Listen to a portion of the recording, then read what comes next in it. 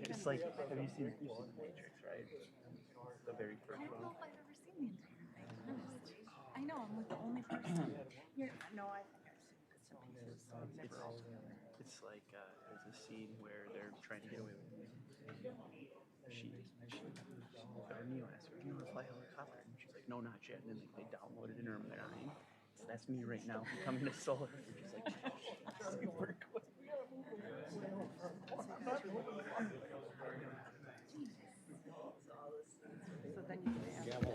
Here we go. Good afternoon, everyone. It's 5 o'clock on Monday, August 18th, 2025. I'd like to call to order the meeting of the St. Croix County Board of Supervisors in conjunction with the towns of Aaron Prairie and the town of Hammond, who are joining us today. As far as roll call, Supervisor Osnes will not be joining us. Supervisor Hanson is excused. Supervisor Carlson is on his way and should be here momentarily.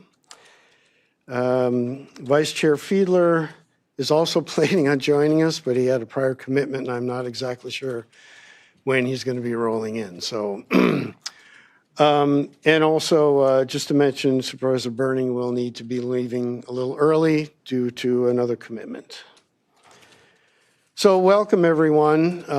I know this is a little unusual meeting. I really appreciate everybody adjusting their schedules to be able to be here tonight so we can have this discussion. I'd like to start with some introductions. We got some variety of people who are going to be involved in this discussion tonight. First, the town of Aaron Prairie. John Van Dyke is the chair. John, would you like to introduce your supervisors that are here? Our other board member is Brad Hermanson. I'm sorry, could you just speak into the mic so we can all hear you, please? Usually people can hear me, but Brad Hermanson's our new board member. Our other board member decided not to be here today. We do have extra people here. These are people that have worked on this project for the last 6 months, meeting every Wednesday. They've also been at the town board for the last 6 months. Anywhere from 30 to 65 people at the annual meeting. So Steve Wadega is sitting next to me, Dave Franey, and then also Dave Meyer. And they were appointed to do this since it's a very urgent and important meeting. And we felt that it wasn't just up to myself and Brad. So that is our board for here.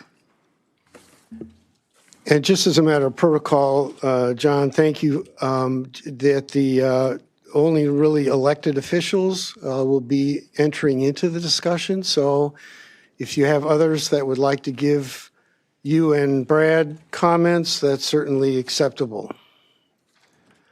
Town of Hammond, Paul Hugh, Chair. Paul, who do you have with us tonight? So I'm Paul Hugh, Town Chair of Hammond. I have Joe Miller, I have Kent Weinveen, and Paulette Anderson, all supervisors on my board. Thank you all for being here tonight. And we also have some guests from Xcel Energy, which we're very happy to have. Brian, would you like to introduce yourself and your, I'll say staff, but go ahead and make some introductory comments if you like as well. Then we'll get started.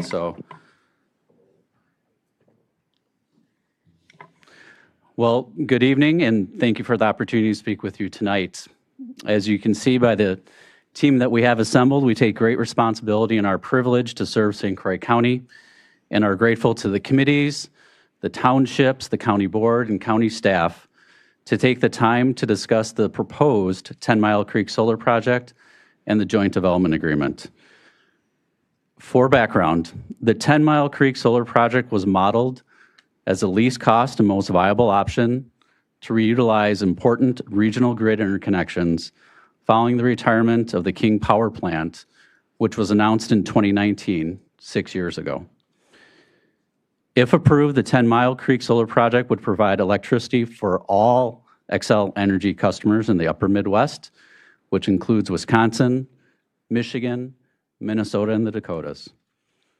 Over the past year, we have worked with private landowners on lease agreements for 100% of the property needed for the solar panel locations. It is important to note that these leases and this property remained owned by these private local landowners. In addition to solar, we know that there are many future opportunities to potentially incorporate agriculture into the project, a process known as agrivoltaics.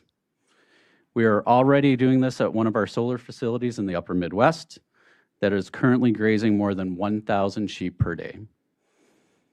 While the research is still early, the industry is learning that the shade provided by the panels as they track with the sun reduces the amount of direct sunlight and ultimately heat stress when it comes to growing specific crops such as herbs, berries, and vegetables. In other states, farmers are also testing hay, alfalfa, soybeans, and corn growing among solar panels, and we are excited to see how this future of agriculture and energy production moves forward.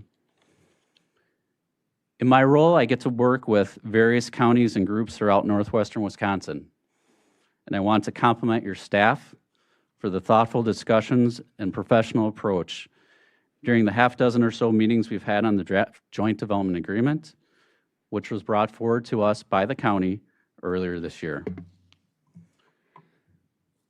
In addition to discussions with your staff, our team has had meetings with more than 50 landowners in the proposed solar area and with more than 20 landowners in the transmission line area.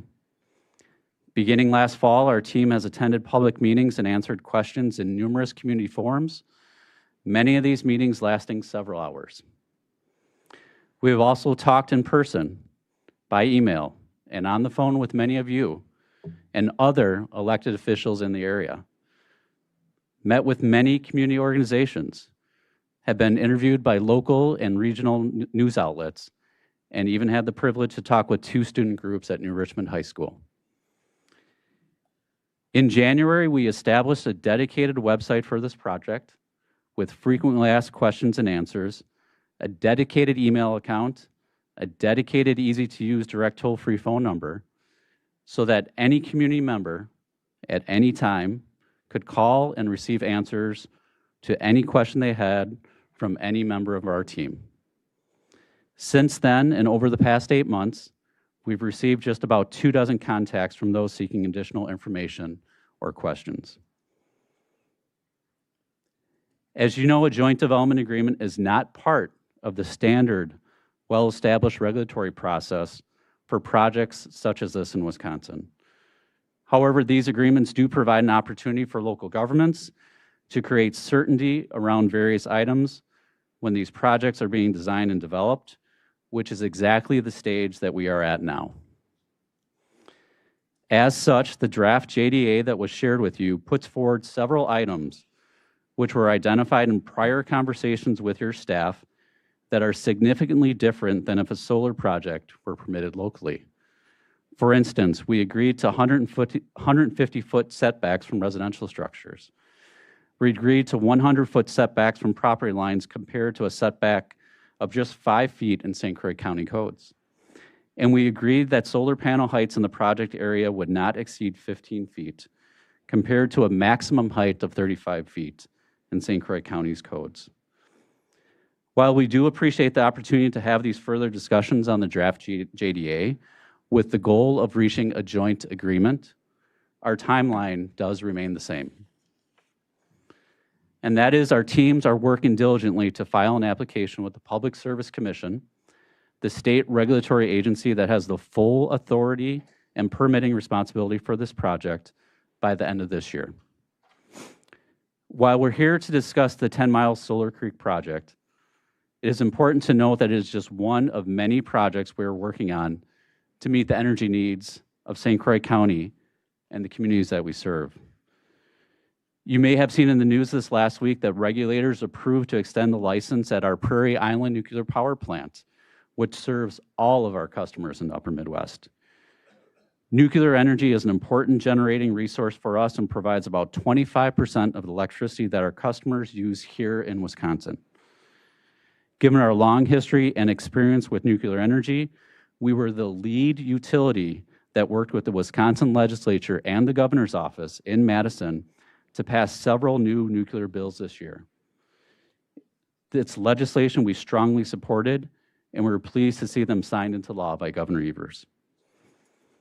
As our state and country's energy needs continue to grow, we remain on an all-of-the-above approach for the energy we provide, leveraging advanced technologies, traditional resources, and renewables to ensure a diverse and resilient energy mix. Each of these types of energy has their own important role in meeting the needs of our communities safely, affordably, and reliably. And working on all these projects are our employees. Some of them are here tonight, but many others who have been serving St. Croix County for decades. Xcel Energy is by far the largest energy provider in St. Croix County, serving more than 25,000 customers in 35 communities.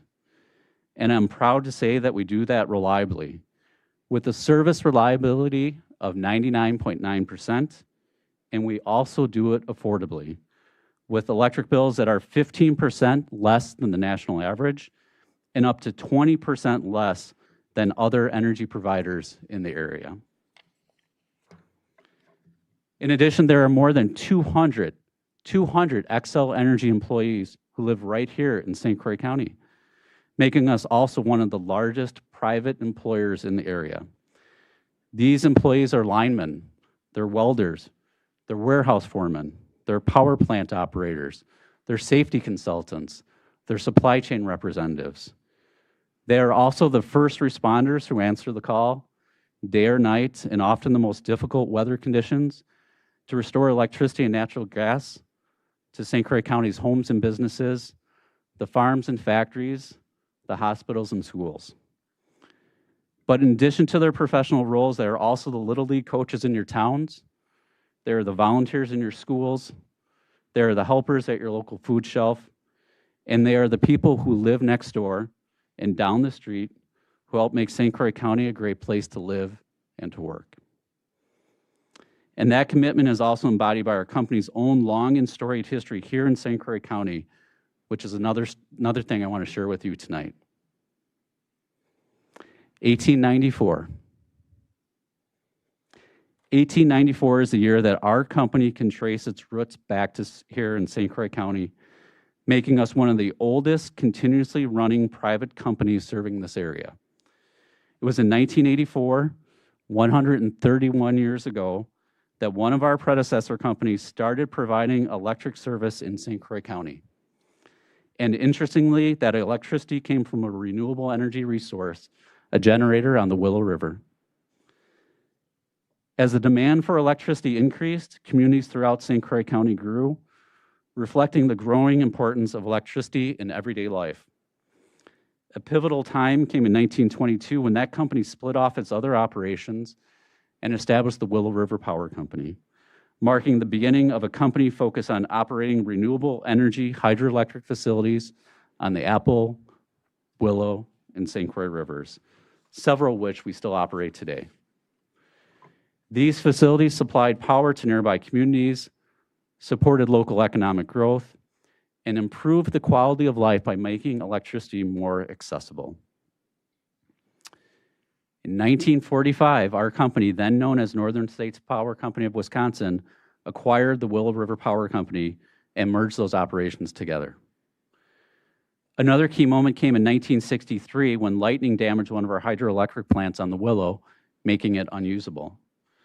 Rather than develop or retain that land, our company took the forward-looking step to work with the community and the state of Wisconsin to divest of that land at a financial loss and transfer ownership to the Wisconsin Conservation Commission for the sole purpose of the creation of the Willow River State Park. And today, we are all proud to see that the Willow River State Park is one of the most widely visited state parks in all of Wisconsin, and that it has a huge economic impact on St. Croix County. At that same time, our company also held vast tracts of land along the upper St. Croix.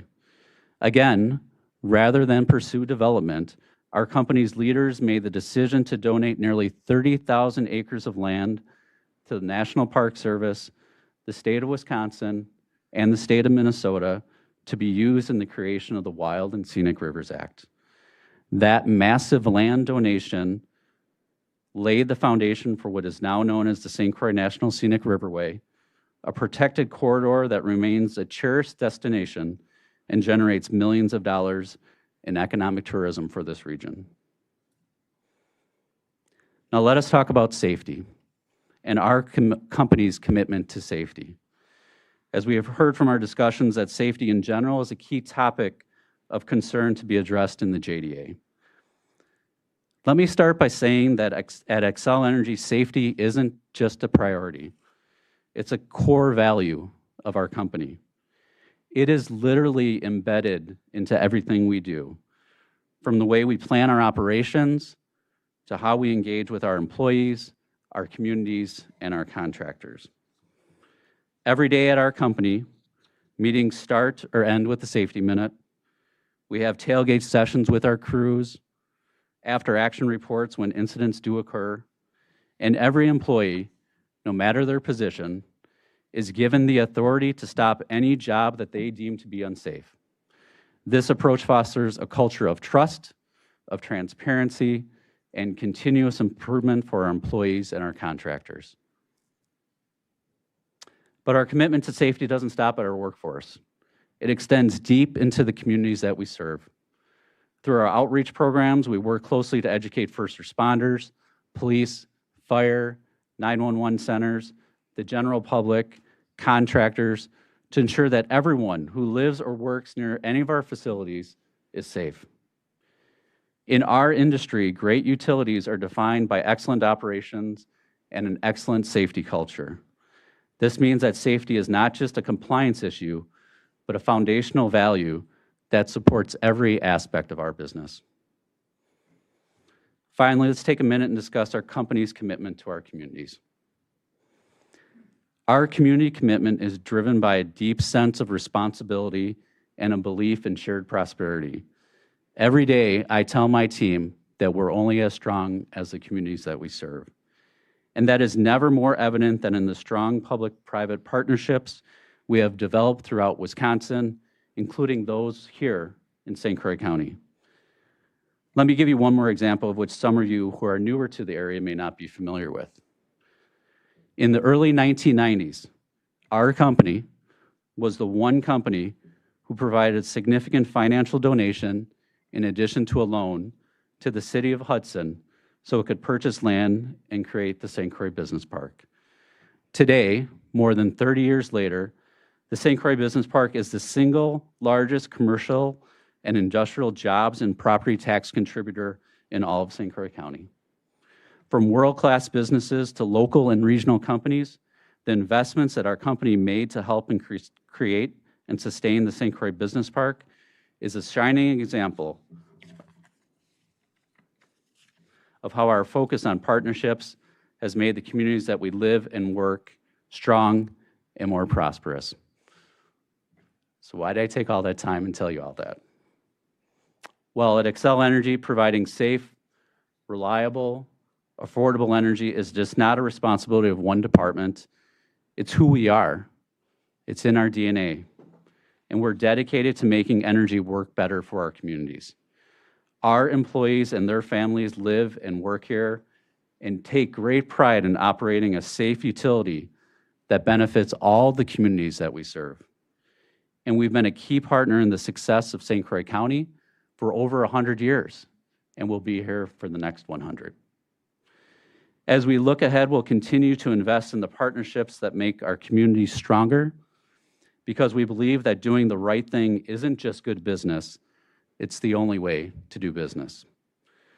We look forward to our continuing discussions on the JDA and appreciate the board and the townships for allowing me the time to share this background on the project, on our company, and our employees right here in St. Croix County. Now with that, we'll take a few minutes and let our team introduce themselves. I'll start here to my right, to Lisa.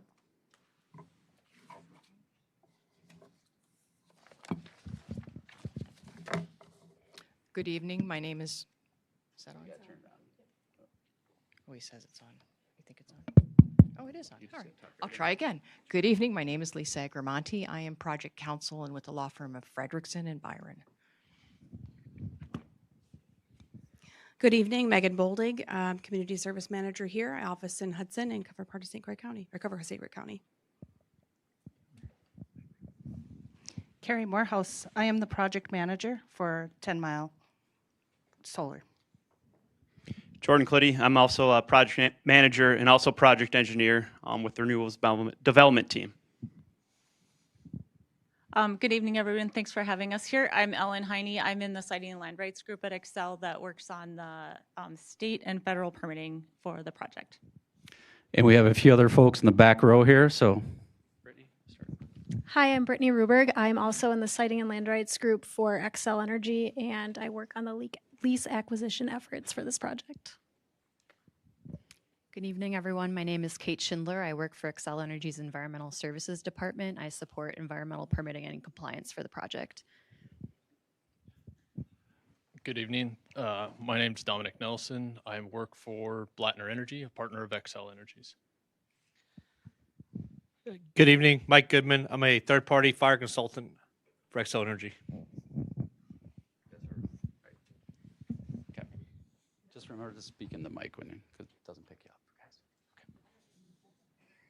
I think we got everyone. That covers it. Thank you. All right. Thank you, Brian. Thank you, everyone, for being here.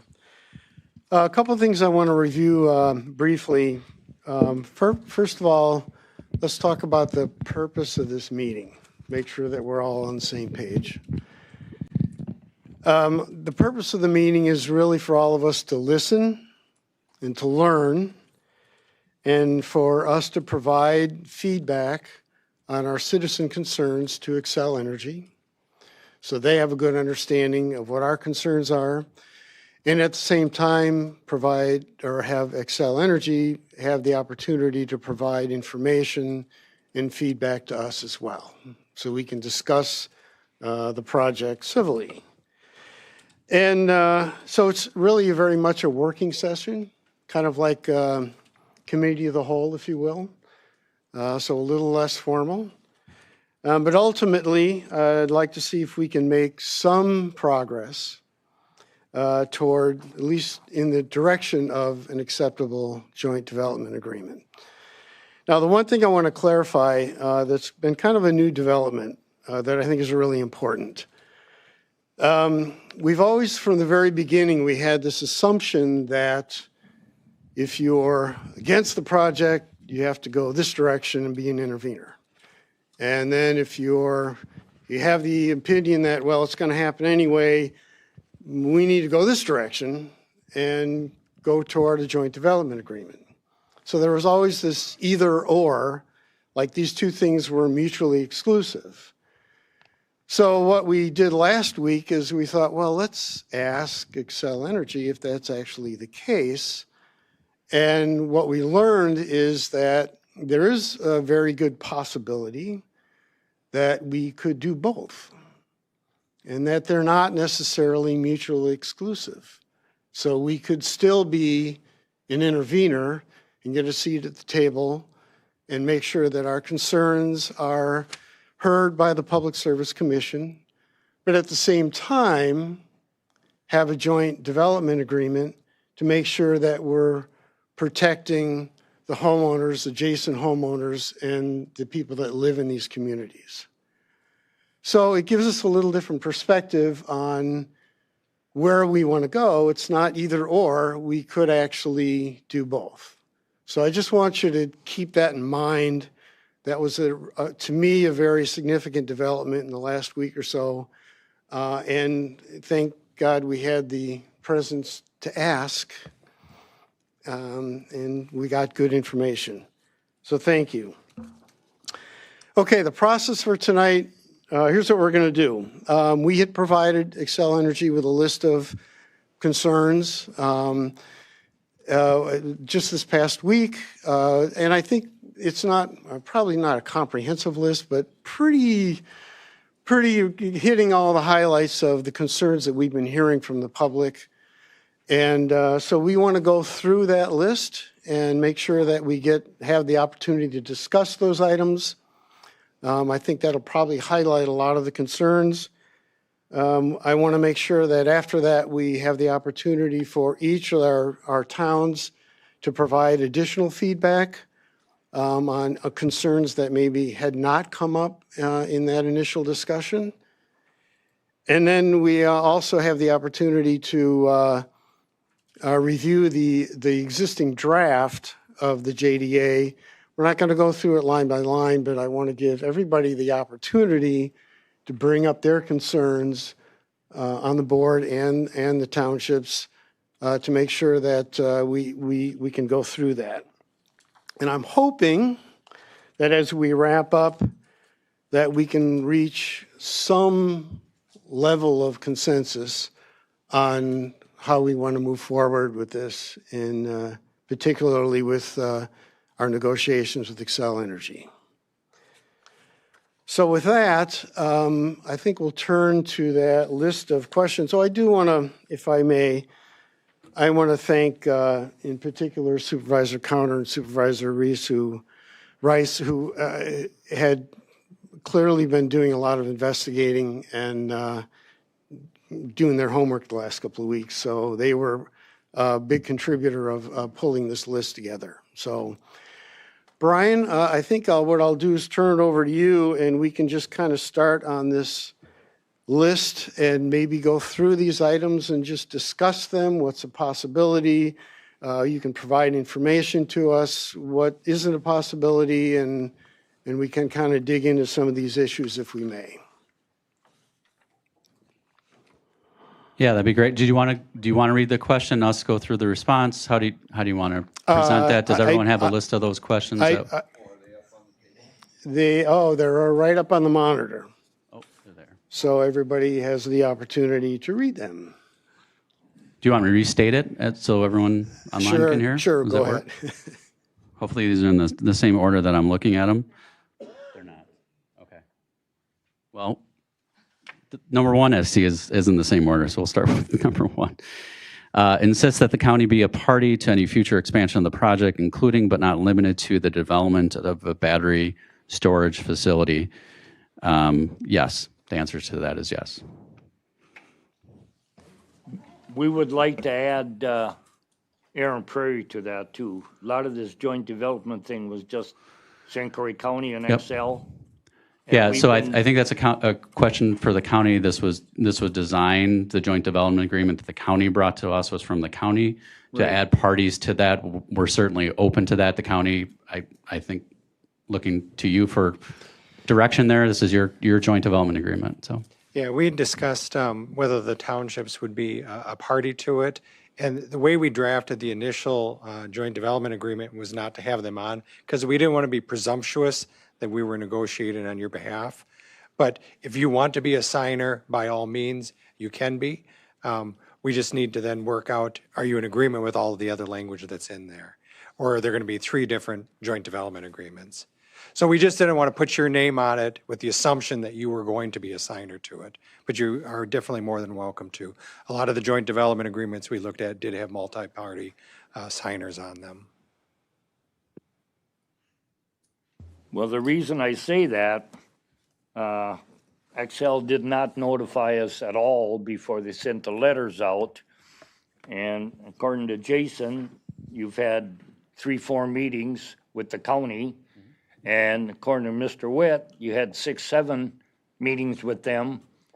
We were never included in those discussions. And most of it, 2,600 acres at the time, is now in Aaron Prairie. Of course, phase 2 was top secret. We don't know where that land is or how many acres that includes. We need to know that also. So Ken, do you want to address adding other parties to the joint development agreement again and how that process works? Yeah, we thought we had to get it to a format that was really close to what it is. We would have a joint meeting then, which we're having this evening, and then we'd find out whether you were interested in being a signer on that joint development agreement, and you can be added to that document then. So we're right in the middle of the process of getting you there. Ken, Would it have been better, though, if the county board and the Hammond board and the Aaron board started at the same beginning on this JDA instead of coming in now in the middle? You know, because some of our information and concerns might add or subtract to what's in there, and then it's kind of sort of starting over. Or it's a county and an Excel thing and not a county and the towns involved in an Excel thing. I would say in retrospect, we probably could have done that, and we probably should have done that, but we didn't. So, you know, we're at where we're at, and we're just trying to figure out how to move forward. So, yes, we could have done that. Well, the other thing you should have done from the start, when these letters got sent out, and I'm a dairy farmer, I have land, so I knew I had a letter. And so we scheduled a meeting at the Rooster. That'll hold a lot of people. And that was a town board decision, and XL canceled the meeting on us. That didn't sit well with the residents. So we can certainly talk about the past or just focus on the JDA in the future. If we want to talk about that meeting, the meeting was rescheduled to be at Northwoods Technical College to accommodate more people. Northwoods Technical College was having their finals that week. Their administration called and asked us not to have a large meeting there that couldn't accommodate enough people. In order to accommodate people, it was moved to a virtual meeting. And I think that meeting lasted over 2 hours and had many members of our team that are here tonight, in order that we could get information out about the project. Okay, let's move on to number 2, if we can. So I'm going to look back here. Develop communication plans beyond the current website and toll-free number, including scheduling in-person public participation meetings on a regular basis at meeting locations that is convenient for residents. Yes, is the answer to that. So these are numbered differently. Do you got the next two? Go ahead, Carrie. And for developing communication for the construction, yes, we can do that. The working hours of 7 to 7, generally, we can do that. However, there are going to be specific scopes of this project that's going to require our folks to be moving earlier or a little later in order for our crews to get all their work done in that 12-hour period.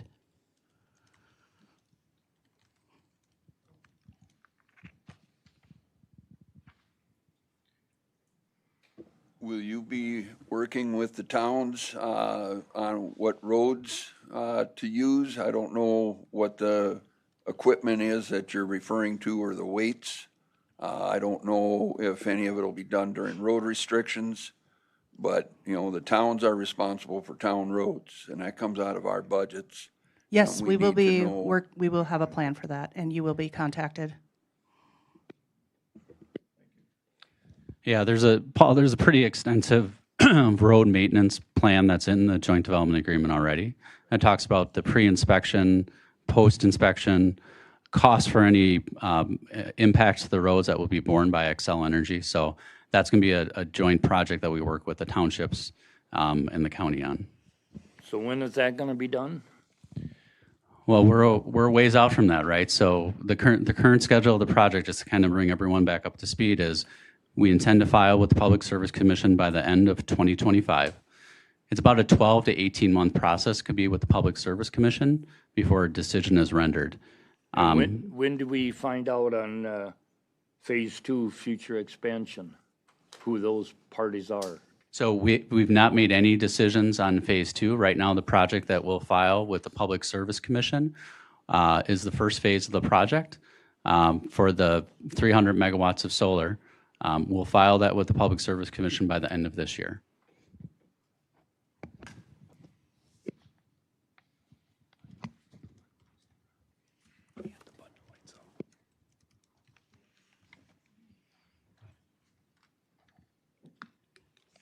Do we have a next question? Yeah, I think the next one was 2C.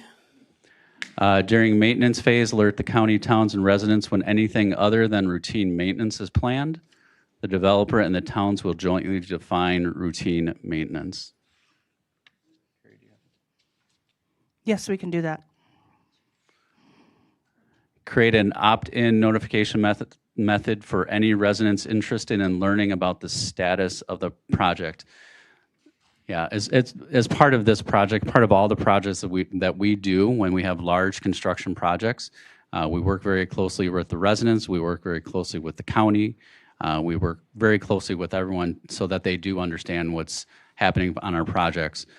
We maintain a project webpage that we talked about. We have a dedicated project webpage for this. We're continuing to add to that project webpage. Certainly if the project was approved, and we'd move forward with a communication plan that would include all the information about what construction would be taking place. Additionally, when we file, there will be a docket number assigned, and you will be able to follow along live time on the status of that filing with PSCW. Brian, we have a quick question from Supervisor Adams, if we may. Thank you very much, Chair. I'm just curious as to why that this would not be an opt-out as opposed to opt-in. So why not just give everybody the information? If they don't want it, they can opt out. Yeah, I think the question is really, what's the best way to communicate with the broader public? We may not have contact information for people in this area. We generally use communication tools that are simpler to use, like websites, social media, other types of tools like that. So we'll talk about that as we get closer to the project construction, what the best communication is to use in this area. All right, appreciate that. And again, I'd like to recommend opt-in, as opposed to opt-out. Yeah, opt-out as opposed to opt-in. Thank you.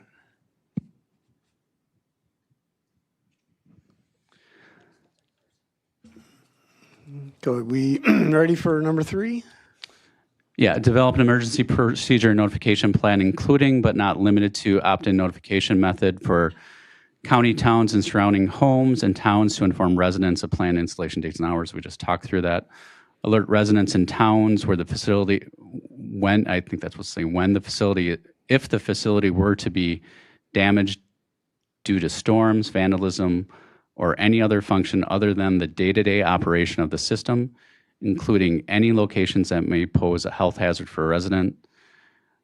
Create and fund a fire response plan and specialized equipment necessary to address any fire hazard within the system and future battery storage.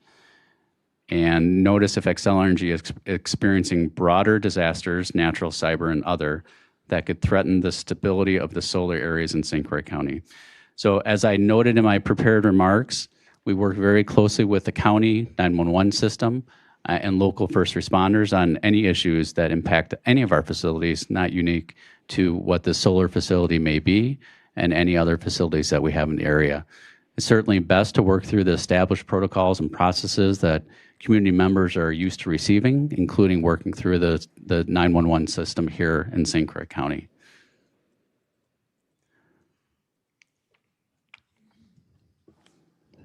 Do you have more on that? Supervisor Rice? Just a follow-up question.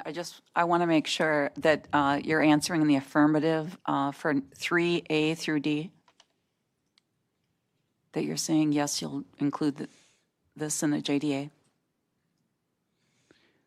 No, Supervisor Rice. So I think 3A, we will determine what is the appropriate communication plan to alert residents of the planned installation dates and hours. Opt-in notification may perhaps be the right tool, but we do believe that there's other communication tools that will be useful for the community to know about planned installation dates and hours.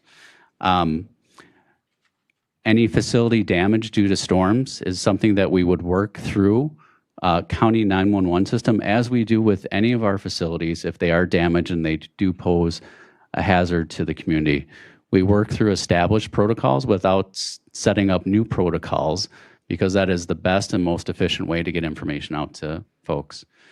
Create and fund a fire response plan. Do we have? Yeah, we will have an emergency response plan, including the fire. Yep. And similarly with Supervisor Rice, if we're experiencing broader disasters, as a public utility, our role in communicating with our customers during any situation is critically important. And we do that all the time. We'd want to use our existing systems to do that rather than creating new systems that might be bespoke or unique to one particular project. So my follow-up is, we've had a lot of public comment sent to us and here in this room, concerns about what happens if, and these are the kinds of examples that are given.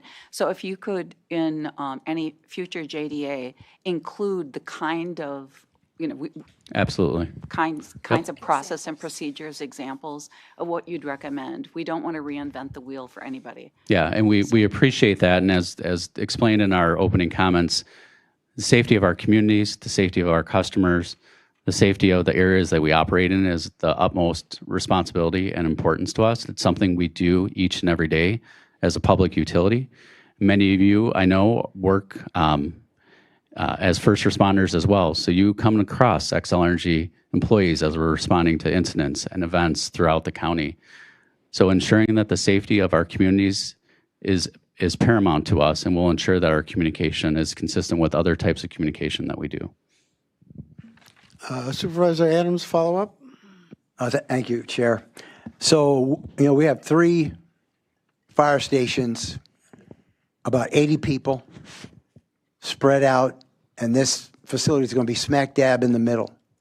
Maybe one of your staff or this fire representative can talk about, are we going to build another station close by? Are we going to have water, fire suppression? We've probably all read the Moss Landing in Monterey, California fire that has happened a couple of times. If you could just address that for us, because it'd be a pretty big deal if a BESS system caught on fire on a windy day. So, want to get a little bit of your background as well. Yep. Hey, yeah, good afternoon, or good evening, everybody. That's a great question. I'll get right back to that one. I've been in the industry for going on 13 years now. I specialize in NFPA 855. I sit on NFPA 800. I'm actually helping write that code for battery energy storage safety. So I'm actually doing that. I work for a fire suppression company out of Louisville, Kentucky. I've put in over 1,000 of these systems across the country, as well as in British Isles, and as well as over in Canada and Mexico. Now, to your question, is Moss Landing, everyone's heard about that fire. The one thing unique about that one, they did not follow this code right here, NFPA 855. This is what governs us as safety and fire professionals, what we're looking for. To answer your question now, is from a fire safety standpoint, is we do have an ERP, emergency response plan. We have a HMA, a hazard mitigation analysis, as well as a plume analysis, which actually takes all that data from the UL 9548 burn test, and we see how it reacts. Now, as far as water goes, 855 and IFC standards says that you shall have a standing water, either a hydrant or a tank. That's where we work with the local AHJ, see which one's more suitable. If they have plenty of municipal water, hydrant might be suitable. If they don't have that, then we'll go to a water tank. You'll always have water on facility. The water is not to put the battery fire out. It is to keep the surrounding area cool.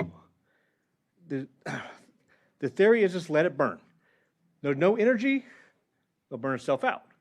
When it has energy, it'll continue burning. So best practices that we've all seen is just let it burn.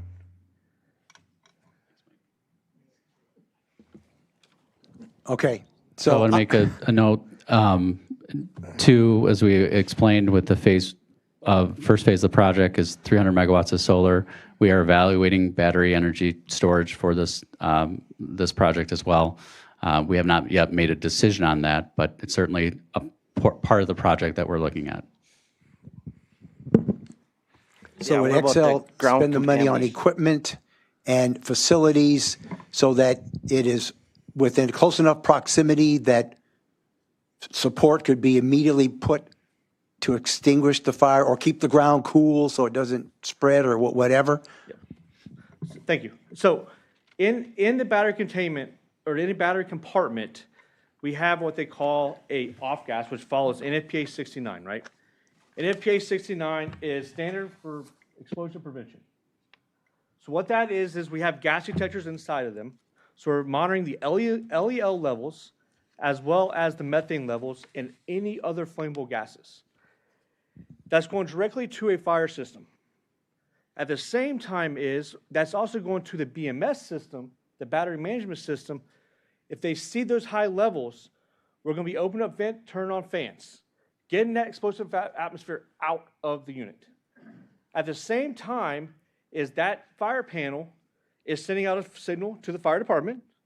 At the same time on the battery management side, they're starting to shut down processes. Then that way we can get this thing safe, everyone's fine. And so the time the fire department arrives, from there, they can actually do the probing as in accordance to 855 or IFC, both the same. And then from there, they can go right into procedures from the emergency response plan. Every site is unique to the emergency response plan. We work with those local AHJs for that reason. Now, the other piece of this is NFPA 68, which is standard on explosion protection by deflagration and venting. The one thing at Moss Landing in Arizona, we'll talk about that one too, because I know exactly where you're going with this. In Arizona, they didn't have this code. So all that flammable gas built up, then when they opened up the door, it actually allowed that fresh air to come in, caused that explosion, blew those firefighters back. God rest their souls, the one who lost their lives. But we take those lessons learned, hence why NFPA 68 and 69 came about. We rewrote it. And now we have deflagration panels. So if it builds up enough, these panels just blow off to allow that free venting to go out. That way it's part of that panel explosion properties. That way you can't have another incident what happened out there. Technology itself has grown between the off-gas detection as well as for deflagration and the venting. Hence why now in 855 2026 edition, we're going to start seeing more changes there as well. That's only going to be more stringent to help out counties like this or anywhere across the country because we want to keep people safe. I follow the code to the letter. Xcel Energy follows this code to the letter. When we do this assignment, I'd have a professional FPE sign off on this. That way, and we work with those county AHJs and as well as state representatives, fire marshals as well for this. Thanks, Mike. So oh, go ahead. Tell Paul. So this area is volunteer fire. This area is rural, so there is no public utilities, so water would have to stay on site. But the other concern I have, other than the battery storage, is if you have a grass fire in your field, solar field, how do you address that? Can you shut a grid down? It looks like from the ones I've seen, you can't get equipment in there. If you have something in the middle of a field, you certainly can't go inside. But with that being said, we do have 80, almost 90 firefighters, all volunteer, and we need to have a program that teaches these guys how this thing works. Yeah, it's an important point. During the development of any battery energy storage project, a hazard mitigation analysis, what Mike talked about, an HMA and an ERP, emergency response plan, specific to that area are developed. So that is something that is developed for every one of these types of projects. And too, if I may add to that, the other thing that we do as well with those fire departments, we actually do a lot of lunch learns with those. They actually come in, as far as my company does, we come in and actually educate them on the equipment as well as they understand what they're looking at. And they also, part of the development stages is there's a first responder station that's out there. We will work with them the best spot when they come in through that entry gate. Where's this best spot they will know where, one, no one can hit it, and two, the best access for them to see exactly what's going on before they even get out to where the fire's at, or if there was a fire. So in the process of that, then what, like you're saying, you let the gases out of the battery storage facility, what are those gases, and are they harmful to the community, being the location of this facility? And then the second part would be, if it's panels that are burning, what emissions are sent from that as far as residents and firefighters are concerned? So part of that testing for the battery side is UL 9548 burn test. Remember I was talking about that plume analysis that we're sending out? Is in that plume analysis, they're taking, when we do the burn test, right, we're actually burning these batteries. The whole entire container is on fire. At the same time, we're looking at the target distance. Is we have a target cell, while we're trying to catch on fire, then you have initiating 1, 2, 3, and 4. You have them at their distances that they say, these battery manufacturers say that, hey, they will not propagate. Well, we want to test that. So we test that to that protocol. Then from there, all that data is then collected through multiple million of sensors. And then from there, we take that data, that's where the HMAs, the plume studies, all this data gets done by high-level engineers smarter than me out there putting that data together. At the same time is then that data then is dumbed down for all of us to look at it. And then from there, we can actually have an analyzed chart to see exactly what you're talking about from an atmospheric standpoint, because we got to provide them the exact geolocation where that's going to sit at. Then from there, they look at all the data from all the weather and see exactly how that is going to affect. And if it did happen, a worst case scenario, what would happen? And you'll be able to see that full time. Okay, I think we've got all the, Supervisor Adams, did we answer your question? Yes. Okay. Thank you, sir. So when will that be completed, that test?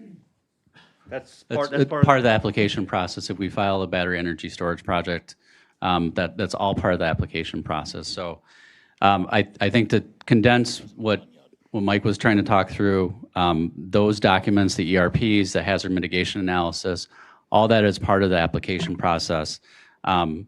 It's created collaboratively with the authorities having, authorities having jurisdiction, the municipalities, the townships, the counties as well. None of this is done in isolation. That's all done as a very transparent process, working with our partners and working with our communities and working with our counties on that. And I think Chair Long talked about this before. I know timing is an issue.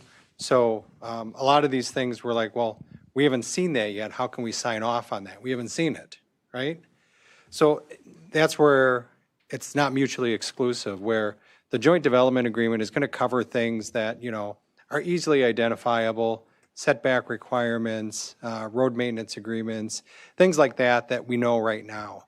But we want to reserve our right that if we see this report, they file it with the PSC, and we say, well, that's completely unacceptable, that we don't have the capacity or the fire departments to handle that. We want to reserve our right to go to the PSC and share that information with them. So we can do both the joint development agreement on the stuff that we can agree on, and then reserve our right to file a grievance with the PSC on the things that we don't like, that we don't know yet. Oh, Supervisor Connor? Oh, he left. Go ahead, we'll see if we can get your question answered. The question I had is relating back to what the chairman had mentioned. In a case where, we're known around to have extreme drought conditions in certain summers where there's, it turns to a tinder out there. And if you have high grass fields, I was looking at a installation video from, wasn't Excel, but it seemed like there was a tremendous amount of surface wires that were run across these fields, crisscrossing, and I guess the concern is under those conditions and the higher grass and drought, and you get a field fire, how do you go about in those situations that you're going to be able to put people out And if they're going to be out in harm's way, you know, they hard to see the wires, hard to see these harnesses. I don't know your plan or how it's put together. I'm just looking at. Yeah, I think it's a another good one. question, and it's justifiable. You know, we operate in a business that's incredibly complex. It's a very complex business that we operate in, providing electric service to communities, to over 500 communities in northwestern Wisconsin, involves a lot of skill and a lot of focus. And I am proud of the work that our team does, not operating just power plants and our electric distribution facilities, but our natural gas facilities and everything that goes about that to ensure that it's safe and reliable for our communities. I'm proud of the work that our team does. I think you know the quality of work that Xcel Energy has in our communities. And as with the 10 Mile Creek Solar Project and other operations that we operate, we do it in a very safe manner.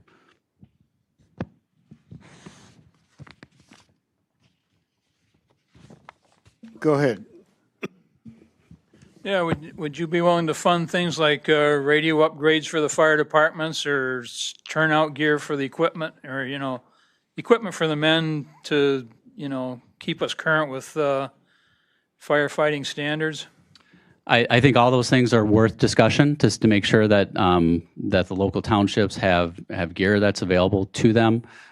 We work really closely with our community. It's not unique to this project either, as I discussed in my opening comments. We're always working with our communities to ensure that they're great places to live and work. So those are certainly kind of outside the scope of this project, but it's worth a discussion that we'll have. It's always something that we do with our communities. So I think as part of Scott's question, when you connect all these panels, is your wiring above ground or below ground? Do you have a wire grid? Jordan, do you want to? Yeah, it's dependent on site, right? You know, we're early stage, and maybe I could backtrack a little bit because I was going to jump in a little bit ago, right? We're still early on in design with these projects. Again, we talked a lot about battery. We're still assessing with our resource planning and teams amongst Xcel Energy, right? If battery makes sense, you know, we've evaluated, we're looking at it, and this is sequential with these kind of things we're talking about, right? So if design, you know, is battery a go, well, then we'll work through the next steps, which is working through design, working with the suppliers into the HMA, the hazard mitigation analysis, the emergency response plan, things like that, and to the point that you're talking about with the grass fires, right? You know, local fires in the middle of the site. That emergency response plan will be collaborative, as we said, you know, discuss with the AHJs. We'll work with the fire departments, you know, those first responders that would be on site with that, you know, pointing out roads, access points, escorts. You know, we'll have operations and teams on site as well, maybe not 24/7, but we'll be 24/7 monitored.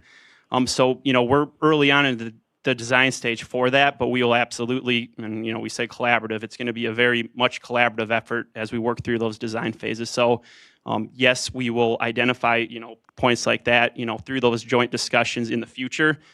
Just noting that we're early on in the design stage, so things like that, we might not have specific answers, but certainly will be a partnership as we work through that.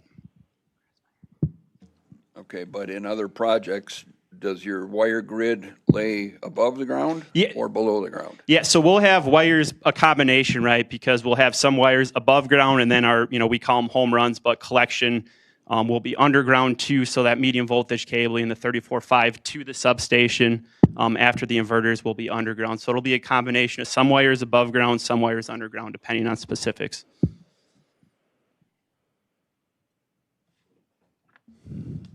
Okay, I think, are we ready to move on to number 4? Brian?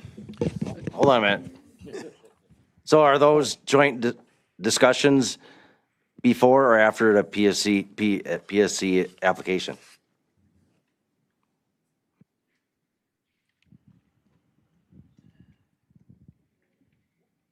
Are you saying by December of this year?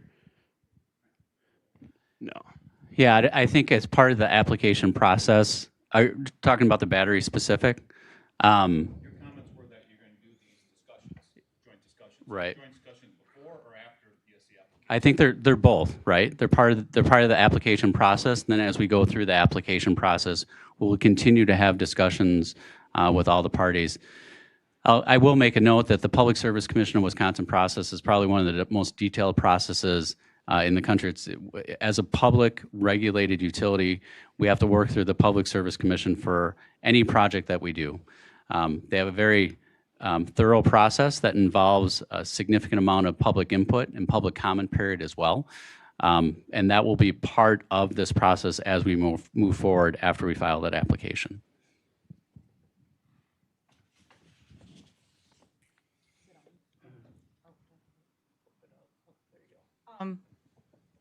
Okay.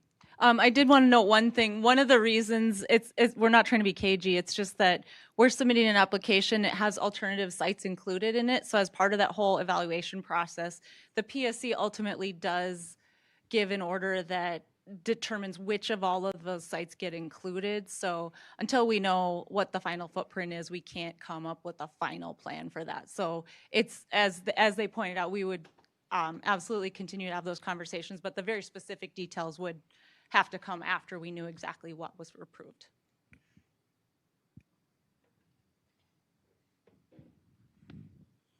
Okay, 4? Okay. For homes immediately surrounding the facility, offset any potential devaluation of property up to $5,000 annually. Offer to pay for solar panel installation at half of the normal cost, should a homeowner seek that service.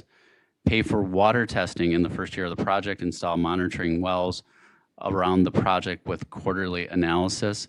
As we look through all 4 of these are really outside the scope of the project. We don't purchase, maintain, operate private equipment on private properties.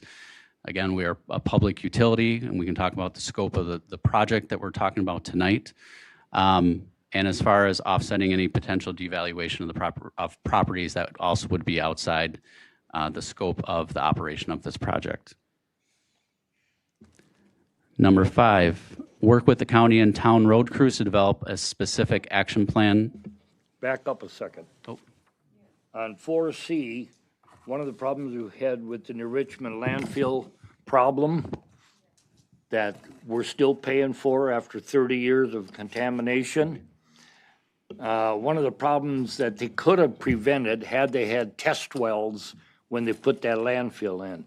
I think we should have test wells on the east end of these bills, or this solar fields, and on north and south ends, and definitely test well going to those 70 homes. This panels, they're on 160th, they go up to 150th Street. That's our boundary with Richmond. There's 70 homes there. And that would protect you, and we'd also know when there's a problem, whether it be PFAS, forever chemicals, or some of the sand coming from this lime rock. So the people would know, you would also know right from the start. That gives you a base point, and then monitor it constantly. But we need these test wells put in before you start pounding those pylons into the ground, so we know what's out there to start with, and then tested quarterly. Okay. Move on to number 5. Did you have any response to 4C? No, I think we had addressed those. We can certainly continue talking about it, Chairman, if that's your choice. But paying for private well water testing on private properties is not within the scope of. Well, so we can certainly talk about that after the. Maybe I could have Jason come up. We just talked about this with Chemstone, Jason. You maybe what we did up there and what those costs look like. So we're not asking you to test the private wells at all. It's really just a boundary monitoring system. What do we do at Chemstone? Right. So at Sevenstone, they were looking to expand an existing non-metallic mine on County Road G. Further to the west, it was adding right around about 120 acres of total land area. And so they had 2 existing wells on site, and then the community development committee required them to install another well, and they actually have probes nowadays that can monitor any sedimentation, conductivity continuously. And so that is what Semstone is going to be doing for that project area. And they're keeping their data, and then they're just sharing it with us, and that occasionally and bi-monthly. Do you remember what Thanks, those Jason. monitoring wells costs were? Well, It was the cost of a well plus, cost of the well, but then the probes are fairly reasonable, a couple grand or less, so. okay, all right. Per well, so, yep. Supervisor Anderson. Yeah, just to clarify, those wells again are on Chemstone's current property. It wasn't on any private land. It was just Okay. towards the border. Thank you. Thanks for the clarification.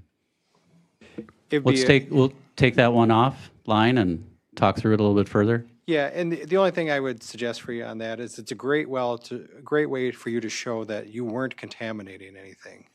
So it's proof for you. So if you could invest, a few tens of thousands of dollars to install monitoring wells at different points along the periphery, it's just a great way for you to prove that it wasn't you that did it.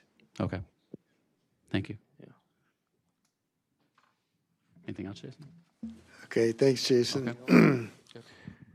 Okay, I think we're ready for number 5. Number 5, work with the county and town road crews to develop a specific action plan to identify road damage before and after installation. We talked through that. There's a pretty incredibly comprehensive section in the joint development agreement that I'd point everyone to that includes video record before and after and what that process looks like.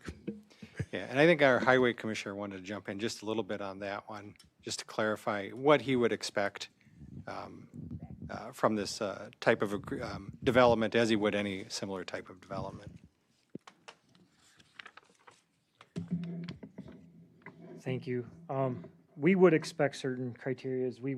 A lot of the things that are in the proposed JDA as far as monitoring of the existing roadway conditions before and after the project, as well as the traffic impact analysis for the construction phase of the project.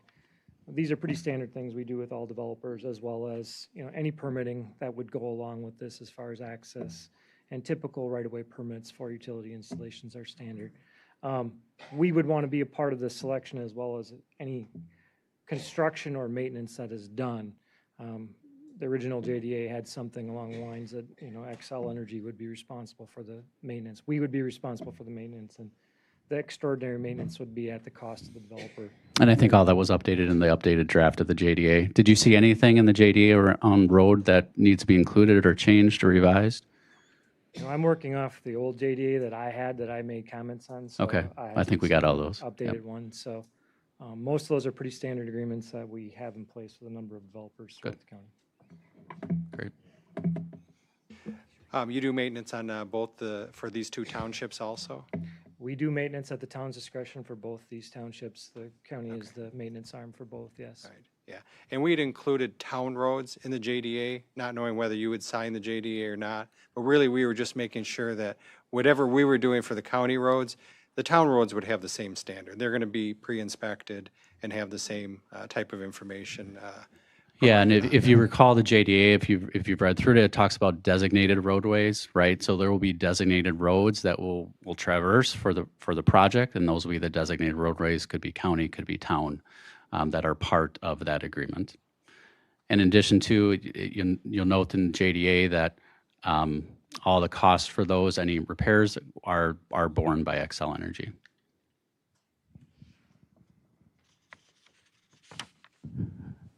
Okay. So the towns would be involved in that and designated roads? Correct. Okay. Is that correct, Ken? Yep. Yeah. I'm looking for the nod from behind you. So. I'm nodding behind you, Jim. Okay. There's nodding going on behind you. Provide evidence of bonding for decommissioning of the project and all components. Lisa. On decommissioning for a public utility, the commission at the state has all of the authority to require Xcel Energy to pay any decommissioning costs because they're a rate-regulated utility. There are accounting methods that Xcel Energy will have to do to accumulate funds to affect the decommissioning at the end, but there's no specific bond that public utilities typically supply in any of these types of projects.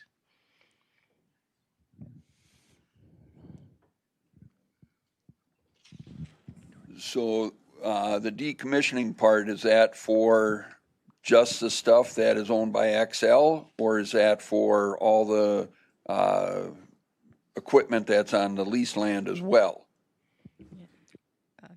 Thank you for the question. All of the facilities that are constructed by Xcel would be part of, quote, the project, and they would be obligated to remove those facilities at the end of the project. There are also lease terms that obligate Xcel Energy to pay for decommissioning, so there's a couple of different hooks, if you will, to make sure that that gets done. And so, I mean, does Xcel build this themselves, or do they have subcontractors or other companies? I mean, who is actually the developer? Well, we're the developer, and we have construction partners, so Carrie or Xcel Jordan. is the developer, but Blattner Energy is our constructor of choice, so they will be doing the work here on our behalf. I think Supervisor Connor had a question, then we'll get to Supervisor Rambert. During the decommissioning process, because of the type of underlying soil conditions and the karst, if you're pounding these pylons that go down, and if there's fractured bedrock, one of the state recommendations from the University of Wisconsin was to, in those cases, that they would need to be filled with concrete if there's any voids that are created from the pounding of the pylons. Do you take that into account during the decommissioning process?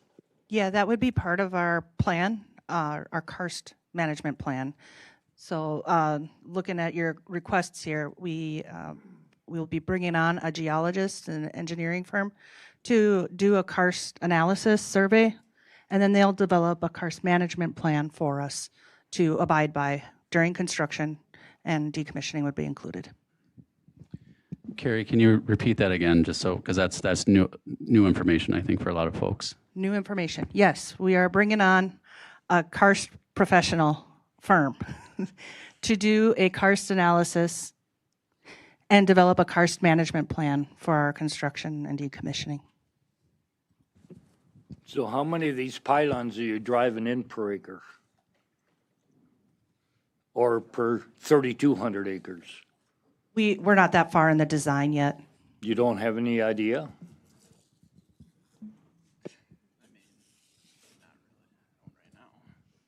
We're just not there yet, ready to put a number out there anywhere near it. Really? Sorry, we're early stages of design here. Well, I strongly suggest that you go to the lime quarry that we have in Aaron Prairie. It's on 170th Avenue, off a T.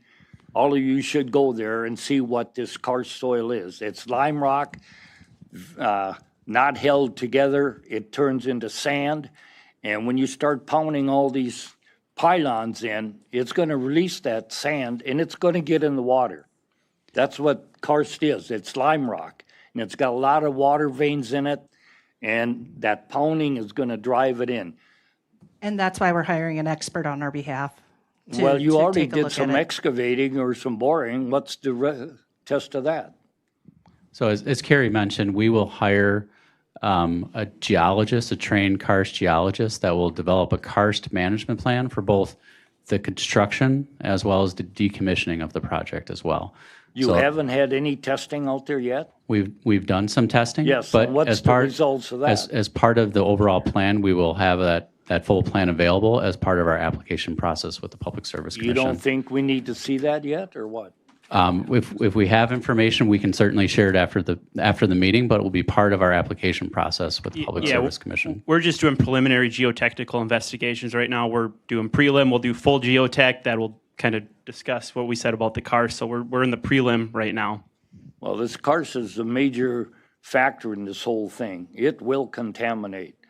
And if we have a water erosion and it gets down to this karst, which is 2 feet down in most cases, or it might be 4 or 5 feet down, it's through the whole St. Croix County. And you start pounding on that, it's going to get in the water system. Right, and we hear you, and we're doing what we can to mitigate that or avoid those areas. That's why we need those test wells. Yeah. And that's, John, that's exactly why we want to reserve our right to, petition the PSC if there's something that we don't agree with that we haven't seen yet.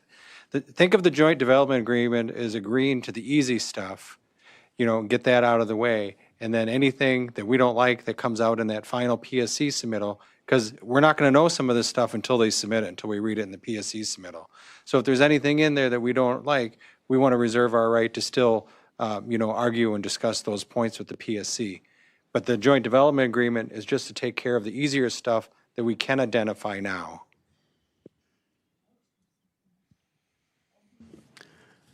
So I think, Oh, I'm sorry. Supervisor Shirley, you had a question. I did. We were talking about decommissioning. I think the hang-up that a lot of people have about decommissioning is the potential huge dollar amount that is. So if you look at National Renewable Energy Lab for the DOE, created this technical report back in 2021, and according to them, your decommissioning for ground-mounted systems are $368,000 a megawatt. So if we do phase 1 and phase 2 together, we're talking $239 million as of February of 2021. 25 to 30 years later, what is that dollar amount? I hear you say that the PSC has a plan for that, and that you have to have a plan for decommissioning and whatnot, but you expand that down 30 years, I don't think that there's any company that virtually any company that's out there today that couldn't fail and not have that kind of dollar amount in their back pocket. So I think it's possible. So I think that's why the questioning for decommissioning is coming up so strong. yeah, and I think it's a good question. Lisa talked about it as a regulated utility in the state of Wisconsin. The Public Service Commission ensures that all decommissioning costs are covered through its regulation of us. So the rates that we charge, the financial obligations that we have as a company, not unique to this project. As I indicated, we've been serving the state of Wisconsin, St. Croix County for over 130 years. We'll be here for another 100. The Public Service Commission is the regulatory agency that ensures that we have the financial operations in place to serve our customers. Supervisor Ramberg, sorry. Thank you, Mr. Chair. In regard to the decommissioning, does that include, I may have missed it, does that include any retention ponds that were made during the process or any landscape changes to bring the landscape back to what it was before it started? Yeah, I'm not sure. Do you know what's involved in decommissioning specifics? Yeah, anything we put in the ground, we got to take out, Yep. including a retention pond. We've decommissioned plants before. We talked earlier about the King plant that will be decommissioned beginning in 20 at the end of 2028. There's a process that we go through with our regulatory commissions, with our communities, with all the different stakeholders when we decommission facilities. It's not a new thing for us as a public utility that's been operating in the state for over 100 years. Supervisor Shirley, you follow up? To follow up, I think there was a comment earlier about, when we first started the meeting about intervention versus JDA, maybe doing both. I can't find it in my email at the moment, but the response that I saw on that topic was that we could intervene on portions that were not already agreed upon in the JDA. So if we have a JDA and we've agreed upon this, we can't later go to the Public Service Commission and say, we have a problem with something that's in it. So yes, we can sign a JDA and we can intervene, but our intervention is very much so limited to the fact if we do both. Yeah, I would say that's not true. We've talked about the opportunity for the county to retain its role as an intervener. We've talked about what that language might look like and to include in the JDA. So I think as the draft JDA continues to work from feedback that we received tonight, there can be language included in that preserves the right of the county to be an intervener if you so choose, if there's material information change in Mr. Witt talked about. I think there's language that we can work in there that preserves that right for the county. Oh, Supervisor Rice. I'd like to go back to the topic of the karst geological formation. I was a little surprised to see that was such a hot topic with some of the people who are opposed to this project, because it keeps coming up with clean water advocates.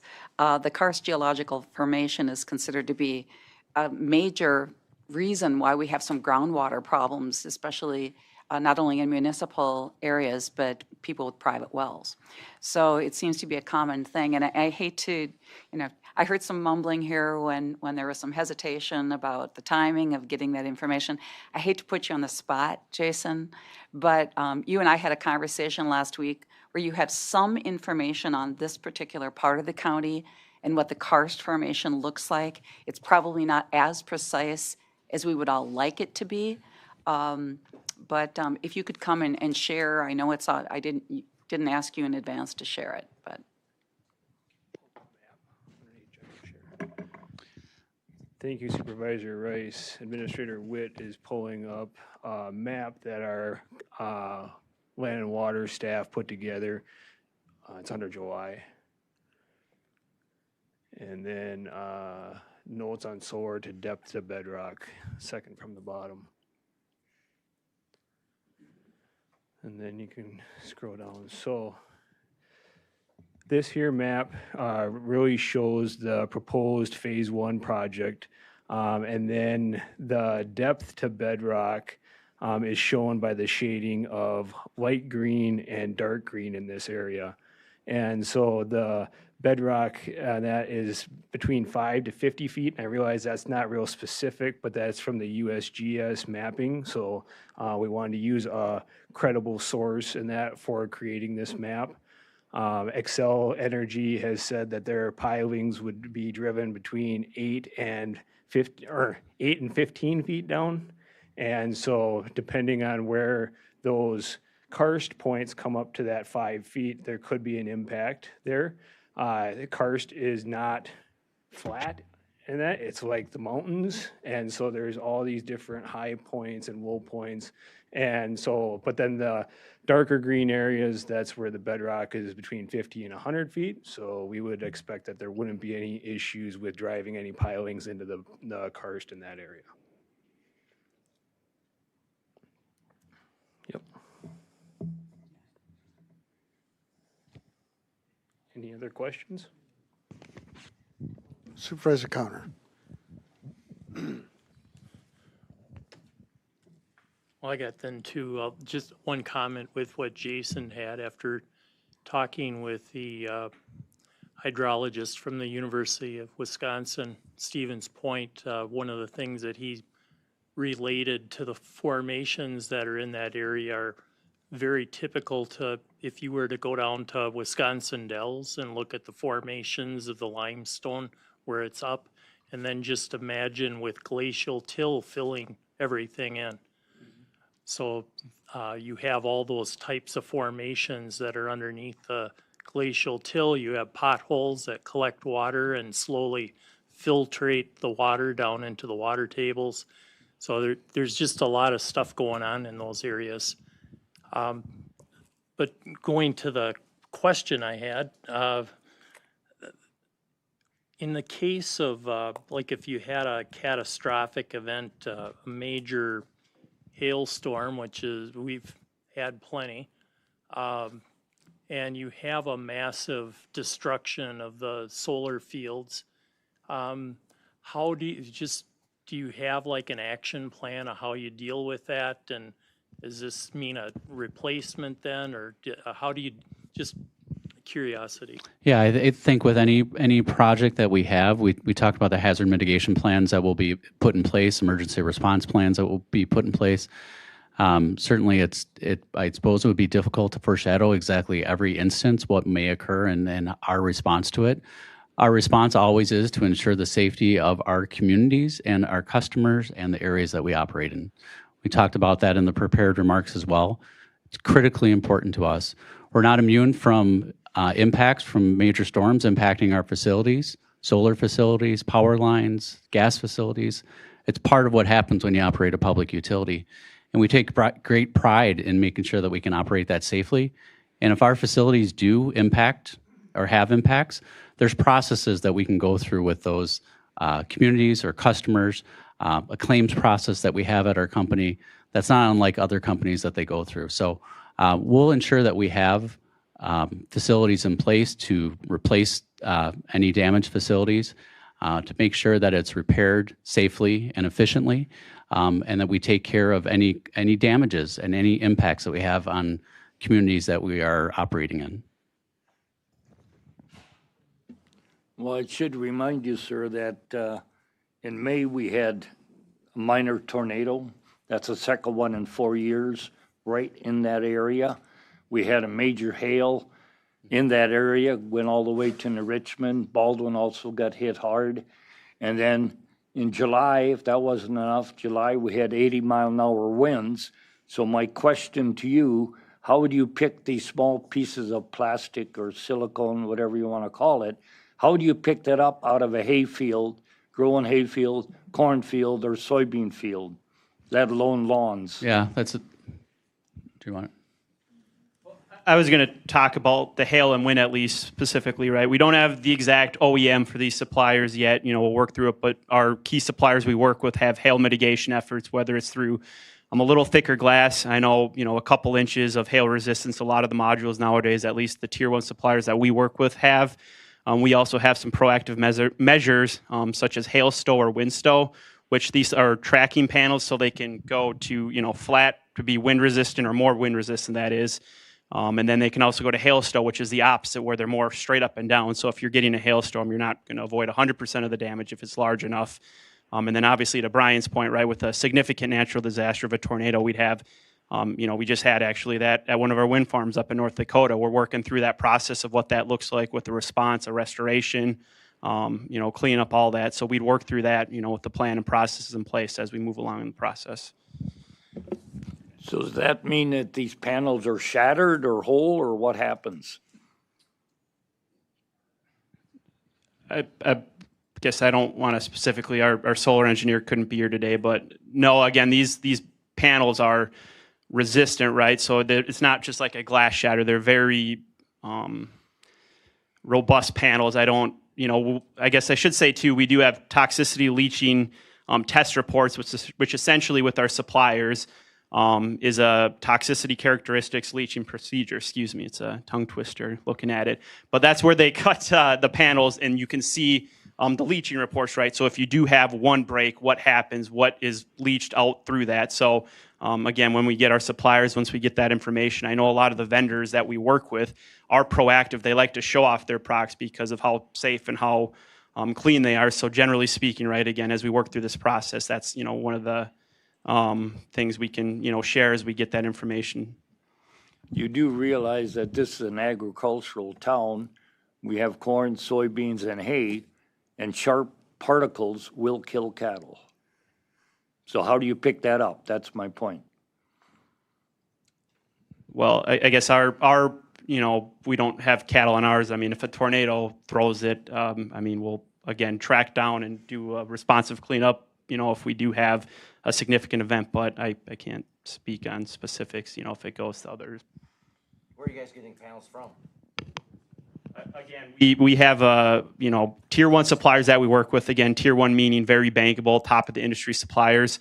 We work very closely with these suppliers. We have executed framework agreements, so we have a flexibility. Obviously, the climate right now is, challenging, but again, these partnerships we have with suppliers, gives us flexibility to work through these landscapes on the sourcing front. So we don't have that honed in right now specifically. I will say too, right, domestically, I know that's a big thing. You know, we can't guarantee domestic, but we are working with our partners to work on domestic fronts. Whether or not that's feasible for this project is something we're actively working on, but we do have options, again, with multiple suppliers, multiple sources, countries of origin. China? We can't say specifically where. We don't have that information. We have a lot of flexibility. So, and we've stated this before, our goal is to work with domestic suppliers. That is our goal. That's part of our supply chain resilience plan that we have in place. So we've discussed that at other public meetings as well. Yeah, you put that in writing. Chair Long, it's in writing. Supervisor Carlson.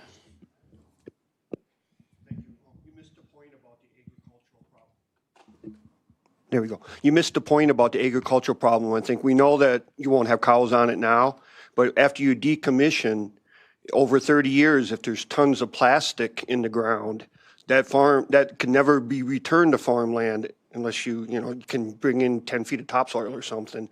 So we would like to see a plan for how to take care. Because if it was metallic, you use magnets. That's what they do in places that drop metallic shards. They run magnets over and get it out. But you can't do that with plastic and glass. Yeah, so topsoil, what do you do? You gonna scrape it off and put new on, or what do you do with that? So as we can keep talking through decommissioning, we can move on to the next question, but the decommissioning plan will include, the decommissioning plan will include how the project area is restored after the project is decommissioned. Additionally, we need to comply with Wisconsin solid waste regulations, which would require us to clean up all materials damaged in a storm. I don't have the exact plan here for you, but we'll get it. Well, I'll guarantee you're not going to walk through a cornfield when it's 90 degrees with a pail, 5-gallon pail, picking this stuff up. Supervisor Barkalow. Do we have any successful executions of this type of solar farm system that you guys have installed, or are we your test pilot? No, we have, recently, some of you may have heard of the Sherco Solar. So up in our Becker, Minnesota community, we have right now online Sherco Solar 1, which is, forgive me with the sizes, but around 200 megawatts. We're in process of commissioning Sherco Solar 2, which is similar in size, and then Sherco Solar 3 actually kicked off construction this year as well. That's just Minnesota. We have projects ongoing in Texas, New Mexico, and Colorado as well, of similar sizes, some bigger, some smaller. So yeah, this is not the first. Yeah, and I believe in the state of Wisconsin, there's 24, 25 different large utility scale solar projects in the state of Wisconsin.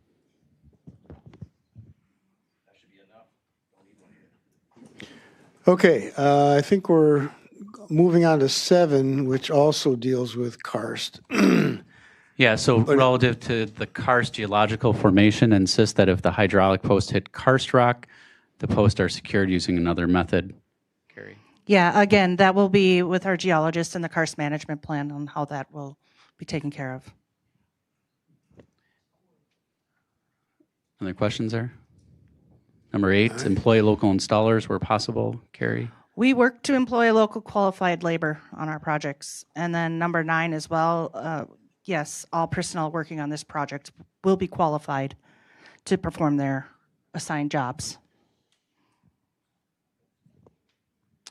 And I think question 10, we kind of just answered. It provides specific information regarding the quality of the solar panels used, including the concerns voiced regarding the potential for glass in the fields, damage to surrounding land and crops, and plans to address cleaning up if damaged. So number 11, provide an annual update to the county board and the towns as to the status of the project and any identified deficiencies in the project and plans to address them. That is certainly part of the communication plan going forward. I believe it's quarterly updates with the county and the towns. Is critical for any project such as this, that we have strong communication with all the different stakeholders. That'll be an important part of the process as we move forward. Number 12, make ongoing investments to build goodwill in the surrounding towns to assist them in providing services for their residents, i.e. park improvements, sponsor town festivals and celebrations, and provide volunteers for identified projects to serve the community. This is something we do every day with our towns, the communities that we serve. Last year, we provided over $1 million to the communities that we serve in Wisconsin. I will note our employees are active in all the communities that we serve as volunteers. In fact, our 15th annual Day of Service in St. Croix County is coming up here in 2 weeks, and where our employees get involved in giving back to the communities that they serve. So certainly an important part of everything that we do of enhancing our communities and making them good places to live and work. Go ahead. This goes in, all of our taxes are gonna go up. Who's gonna pay for that? We have to, or? Why should I? We're not a taxing. We're not solar on my land. Yep. Why should I have to pay for the taxes that the land is on? That landowner is getting. Yeah, I think it's a good question. How I would answer that is, as part of the shared utility revenue program in the state of Wisconsin, actually money goes back to the townships to reduce property taxes. So my taxes go down. Well, that'd be up to your townships and the county to talk about that. So let me talk a little bit about the shared utility revenue program. So with any large renewable energy project like this, there's dollars that the developer, in this case Xcel Energy, will contribute to the utility shared revenue program. 2/3 of those dollars go back to the county and 1/3 goes back to the townships. So the townships, the county can use those dollars any way they choose. Perhaps to reduce property taxes, perhaps on road services, perhaps on parks, whatever the townships and the county decides to use that utility shared revenue for, you can do that. So for the project that we're talking about, which will be filed at the end of 2025, we estimate right now, as the utility shared revenue program is designed, about $1 million per year that will be split between the county, St. Croix County, and the townships. Those dollars come back to the townships and the county, again, to spend however you choose and whatever types of investments you want to make within your communities with those dollars. It's a good question.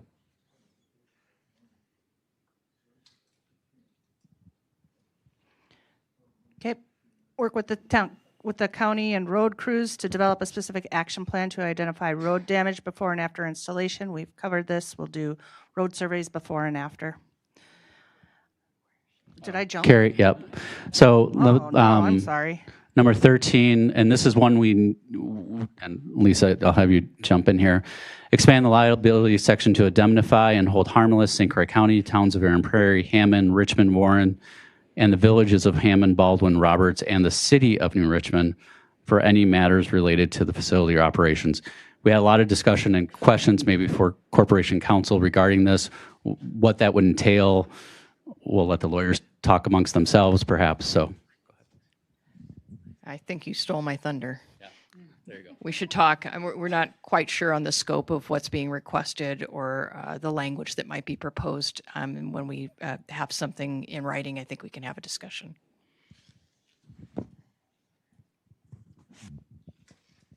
So that means you would take all liability? Totally. My question is, people sue for anything nowadays, and if they're not satisfied with what Xcel's doing, I kind of think they're going to come back to the county or the town. There are different scopes of indemnity provisions, and that's what we would have to negotiate.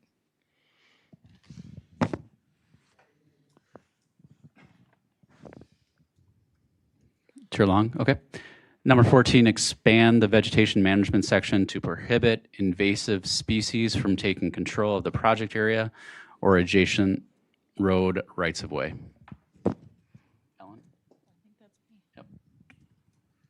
Yep, thank you. Yes, that would be part of the vegetation management plan, definitely, is to control any invasives across the site, in addition to developing a seed mix that's appropriate to this local area and establishing that across the site. Usually there's a 3 to 5 year establishment phase where there needs to be more control, getting those native species to establish and really start growing. A lot of times there's like a annual cover crop that gets installed right after construction as we're getting that stuff, the more native stuff established. But a key part of getting that native vegetation established is keeping the invasive weeds from taking over the site. So that'd be a key part of that management of that plan. So that means that you're using herbicides to control weeds? It's possible there may be some spot spraying in some areas if it's needed, if there's an outbreak, but there's a lot of different methods that they can use. A lot of it is just regular mowing, or, I mean, like we mentioned at Sherco, they have sheep grazing the site. So different ways to just keep those things from going to seed on the site. And depending on exactly what happens in a specific area, then they make sure that they have a plan to take care of that, depending on how it goes. One major grass fire in Aaron Prairie, problem of doing this for 25 years, you remember everything. That was CRP land, and, you know, it was a dry year. 76 was a drought, 88 was a drought, 204 is a drought. We're kind of due for another one. And this material, this grass, the weeds that's dying, it can't start, or lightning started. The problem with using a herbicide, we're going to have erosion. If you just had a 4 or 5 inch rain in the cities, and you had floods, and they had floods in Milwaukee during the state fair, and that tragic thing in Texas. So the problem with loam soil, it doesn't hold tightly together. It's not a clay. So you start getting a 2 inch rainfall, that doesn't sound like much. Usually our soils can absorb that. But now you got a 4-foot panel above that. Guess what? Now you got 10 inches of rain falling in that 1 foot spot. It will erode that soil, even with a 5 or 10% slope. Then you're going to be going down to 2, 3, 4, whatever feet in bedrock. And if you're using herbicides, guess what? That's going to hit that water soon, very soon. And that is toxic. That's a PFAS forever chemical. It doesn't go away. We had the enrichment landfill. That landfill was started in 1980. They started figuring out something was wrong with all these people and their kidney problems. In mid-95, they brought water to them every day. They put charcoal filters on so they could actually take showers and wash clothes and dishes. They then brought water out from the New Richmond Health Center for 14 homes. There were 12 test wells put in at that time. It was DNR regulated. They were doing the testing. That was in mid-1990s. We never even heard the word PFAS or forever chemicals till the 90s. That water to those things, to those 14 homes, $18 million. We're still paying for because DNR still got 3 test wells they won't release. We just got a bill to the county for testing of those 3 test wells. It never should have happened that way. That's why I'm really pushing for these test wells. So if something happens, we can shut it down. Thank you. Supervisor Rice? Oh, go ahead. I wanted to follow up on the vegetation plan.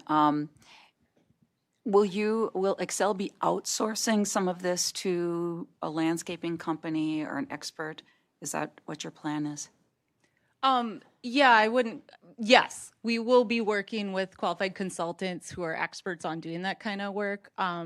We don't have the specifics all figured out here yet, but I will note there's a native seed supplier we're working with in Minnesota on those sites. So they're constantly monitoring seed availability and adapting that plan to make sure that we have a good mix of the seeds that are needed there. They're monitoring the site to look for any invasives or any areas where the ground is bare that needs to be overseeded and things like that. So it's an ongoing and constant maintenance process going on right now to make sure that they get that established and address any areas of concern. So my follow-up to that, I just want to draw your attention to what I thought was an outstanding document that was attached to a plan for the town of Solar, or town of the Paris, Wisconsin town. Maybe some of you have seen it, but the addendum is multiple pages long, and it has to do with their vegetation management and their plan. And what I particularly liked about it was that it covered kind of the current state, how the land is currently being used for agriculture, and what kind of, frankly, toxins the public is exposed to with the current state. And then it went on to have a document that talked about the kind of vegetation they would put in, where they would put in the shorter plants versus the taller plants as a function of the solar, and things like root depth, grass versus corn versus soybeans, and I'll pass this down if this is helpful to you.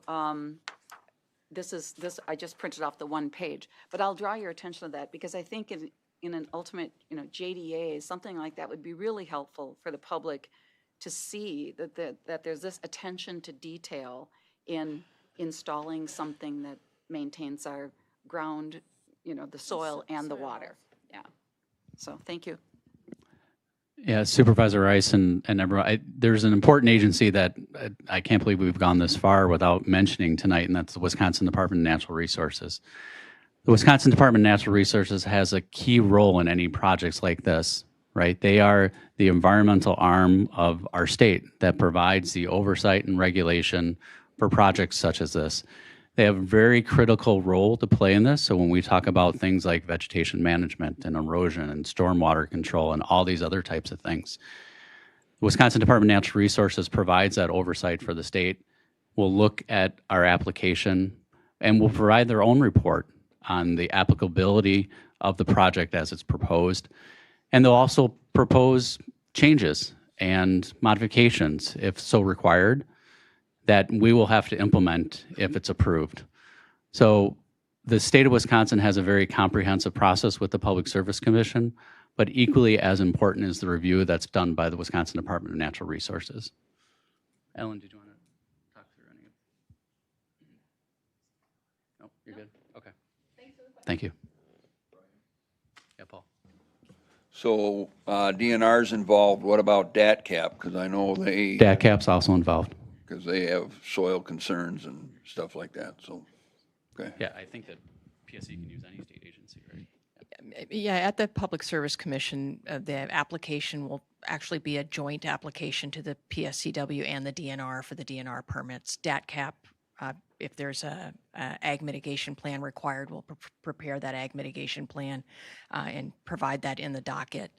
Any other agency that may have comments like WISDOT or any other local unit of government may also participate. So it is intended to be a place where all concerns can be raised, and those with that particular expertise can weigh in on the different vegetation plan or the decommissioning plan, whatever it might be. EPA assessment. Right. I'm sorry, can you be more specific on what an EPA assessment would be? Just at the federal level, the EPA come in and do an assessment of all the impacts and risks that are involved? Would you be willing to allow them to come in and do an assessment? I would need to understand more about what you're referring to in the regulatory framework. I know we have Clean Water Act compliance through the DNR, but I'm not sure what you're speaking of. So if we could get some additional details, we could take a look at that.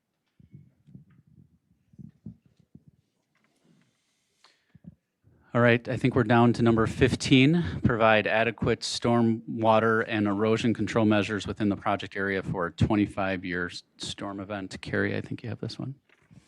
The site design for permanent best management practices based on a 100-year storm event. The perennial native vegetation will likely slow stormwater movement as well as increase infiltration within the project site once it's established. Excel will be required to develop an erosion control and stormwater management plan for the project and obtain coverage under the Wisconsin Department of Natural Resources for their construction site stormwater runoff general permit. So our civil construction contractor will be implementing best practices on this, and the site will be inspected on a weekly basis to ensure that they are effectively preventing erosion and stormwater runoff. And then just a little tidbit, following a rain event of over 1.5 inches, or a half an inch, not even one, sorry. Our contractors are required to inspect all areas within 24 hours. Number 16, any penetrations into the bedrock will be properly filled to prevent groundwater contamination from surface water infiltration, as recommended by a hydrologist during decommissioning. We talked earlier about the decommissioning plan that's filed. We also talked about tonight for the first time that we'll be hiring a karst geologist specific to this project who will be on site, do an evaluation of the karst conditions, not only during construction, but also during decommissioning of the project. Number 17, any buried materials such as piling mounts shall have a permanent non-caustic coating to prevent leaching into soils and water. The steel piles are going to be designed to the recommendation of the geotech engineer, following all applicable code requirements. And carbon steel pilings will not be coated, and that's black steel for the areas that we put those in. Number 18, berms shall be used in areas where screening is not appropriate. Size and slope of berms shall be determined by terrain and equipment to be screened. Any berms shall be planted with low-maintenance vegetative grasses and shrubs. Berm locations shall also consider staff safety and provide for clear inspection.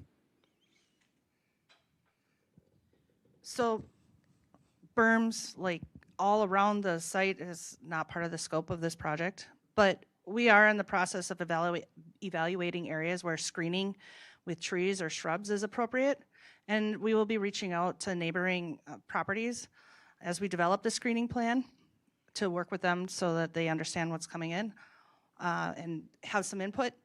And we're working with residential customers that are within 500 feet of the property around the site. Borders. Yes, thank you, the boundary. Sorry.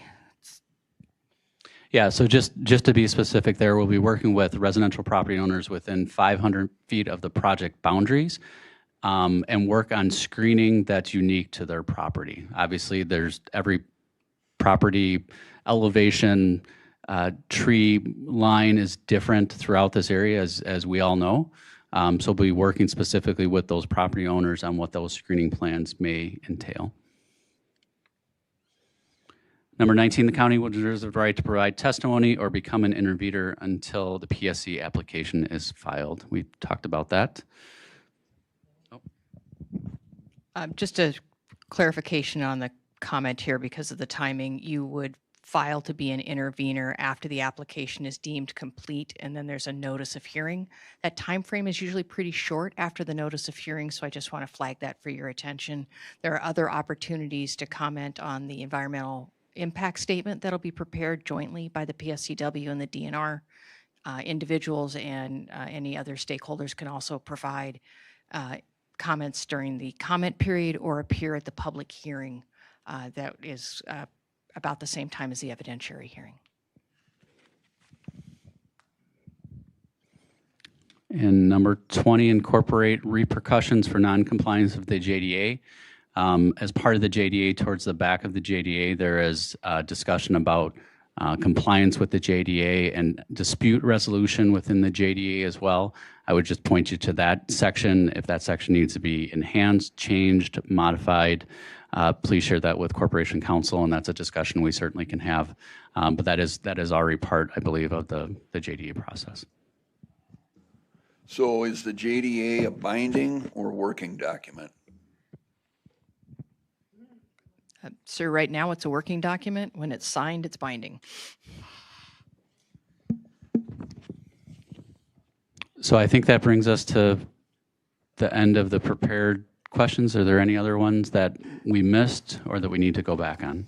Yeah, I'd like to at least give the towns a particular special opportunity to bring up other issues or other things that you've thought of that we haven't discussed yet that we need to talk about.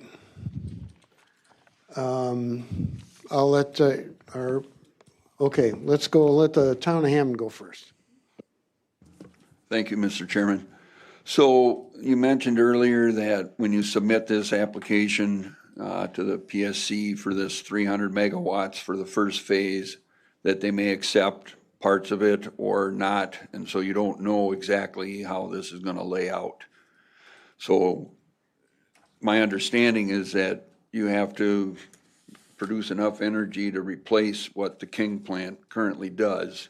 So if you go with 3,300 acres to generate 300 megawatts, and they don't like the way it lays out, then of course you fall below that 300 megawatts. Does that mean the second phase has to make up for that? Or I guess I don't know what the advantage of it, doing it in two phases.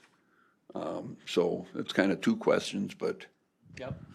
I'll try to answer that as best I can. So as we discussed earlier in 2019, we made the decision to close the King plant by the end of 2028. So right, that's a few years from now. There's a process by which we have to reutilize those grid interconnections. So right next to the King plant is a very large substation, very important regional grid interconnections for the entire upper Midwest. There's a period of time where you have to reutilize those grid interconnections. I believe it's 3 years. So we'd want to make sure we have all the energy in place to reutilize those grid interconnections by the end of 2031. But if the PSC doesn't like the way the first phase lays out, then what happens? Yeah, so that's part of the process, right? So as part of the process, also in addition to the proposed sites that we shared, there's another 600 plus acres or so that was proposed as alternate sites. Okay. So as part of the process, as we evaluate the site, as we design the project, as the PSC evaluates it, there may be unusable parcels in that first proposed section, that we had talked about earlier. That's why there's that 25% additional sites, or 25% in acreage of proposed sites for alternate sites that could be used for this phase of the project.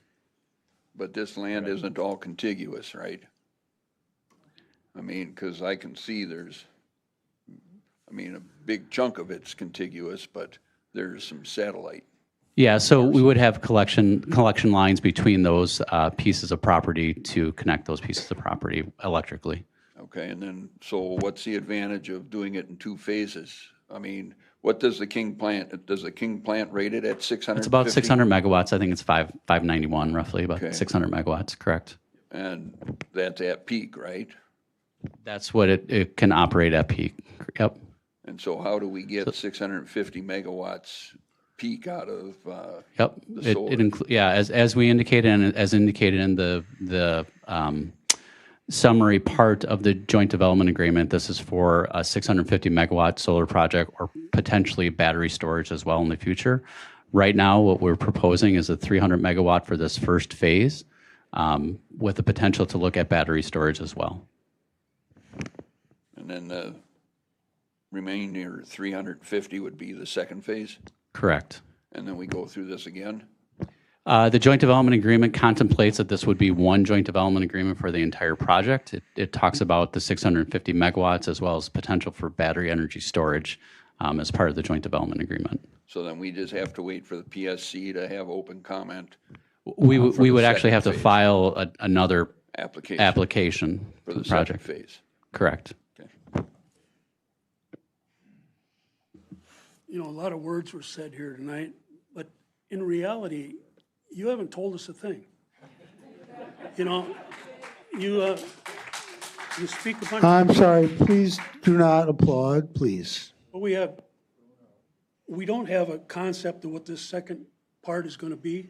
There's just so many ifs. I don't even know how we can discuss it until we know exactly what we're looking at.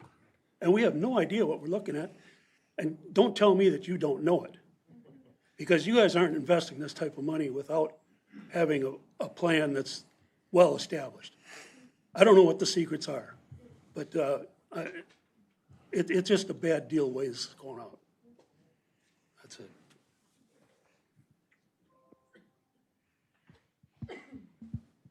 Do we have any comments from the town of Aaron Prairie? Yes, I do, Mr. Long. Are you going to give me more than 3 minutes this time? You will? Well, that's good to know. As you heard, there is a lot of controversy, and as being town chairman, you don't want controversy, but eventually you got to get all the information you can, and then you got to decide what you're going to do. And in this case, this is what I did. The other controversial thing we had in Aaron Prairie was about 8 years ago. A dairy farm operation wanted to build in Aaron Prairie 2,500 cows. That was the other time that we had standing room only. But after a lot of discussion, and I give that dairy farm family a lot of credit, because of all the debate, all the questions, all the people that didn't want it, they decided not to go ahead. And you got to give them a lot of respect for doing that. It was a mile exactly from where all these solar panels are. So if you look at everything that's happened, you know, we had that tornado, mild, second one in 4 years. We've had this hail, massive hail. I went there every time there's an event in Aaron Prairie, whether it's a fire, car accident, whatever, I go check it out. That hail was golf ball size hail, 6 inches deep. It would have destroyed solar panels. I gotta believe it would have destroyed it. Then the 80-mile-an-hour wind took the solar panels off the BB building, threw them out in a parking lot in pieces. And then we have the erosion problem, especially with the rains. Once the soil is saturated, it can't absorb anymore. That's it. That's what happens. And with all the rain we had this year, and then you figure that 4-foot solar panel dropping it all, it's going to cause erosion, people. There's no way you can prevent that. And when you're looking at this karst, in some places it's only 2 feet deep. I built a big shed. We dug down 2 feet. I didn't have to get any lime from the lime quarry, and it's soft. It's very soft lime. It doesn't hold together. If you use it in a driveway, you drive over with a car, it turns to sand. Go to that lime pit. Find out what karst is. Don't make 3/4 inch rock. Don't make an inch and a quarter. And then when they crush this, they call it fines. Well, it's sand. And a lot of it is sand. And if you ball it up, it falls apart. You ball up clay, it sticks together. It will find its way into the water table. The other problem we have is fire. We had a fire, I think I mentioned that. It was CRP land. Don't know how it started. We don't know how we had a problem getting it out. I'm on 2 fire departments. This happens to be the New Richmond Fire and Rescue. We have a good mutual working relationship with United, with Baldwin, with Roberts, Amory. If that is enough, there's a Midas cooperation. That's where the big cities get involved. That's where Chippewa Falls or Eau Claire will come in. We used that one time in Hudson in a big storage facility structure. But we don't have the equipment at United or New Richmond to put out this grass fire. Our tankers, which incidentally are about 750,000, ladder trucks 1.3, and there's no way. They're designed to be put at a structure and then put a drop tank down and then water brought. You don't drive them through a 600-acre field, and we will not put our firemen into something where they can't get out. We have a hard enough time trying to get recruits or fire department. Every fire department has that problem. You know, it's all day and night, all sorts of weather. People got family things going on. It's tough getting firemen. And we're not going to risk their lives for something like that. Fire department already has, firemen already have 1.5 times cancer rate as a normal population. And I got to believe that when the solar panels burn, where's that smoke going? It's toxic smoke. If it's blowing to the west and we got a lot of humidity, it's going right to the town of Richmond with 70 homes right there. Are you paying for the evacuation? You know, if it's toxic smoke and elderly people or kids are in it, are you going to pay to put them up in a motel? Are you going to pay for water to these people if you get sand in their water? I don't think so. And I don't think they're going to be satisfied with that. They're going to be wanted to be made whole. You know, if you caused it or if they can prove you caused it, they want you to correct it. And I can't believe that the county's not going to be liable in this. It's going to happen. So, one good thing this year with all the weather we had, probably a good thing for the residents and for Excel that there weren't any panels out there. Thank you.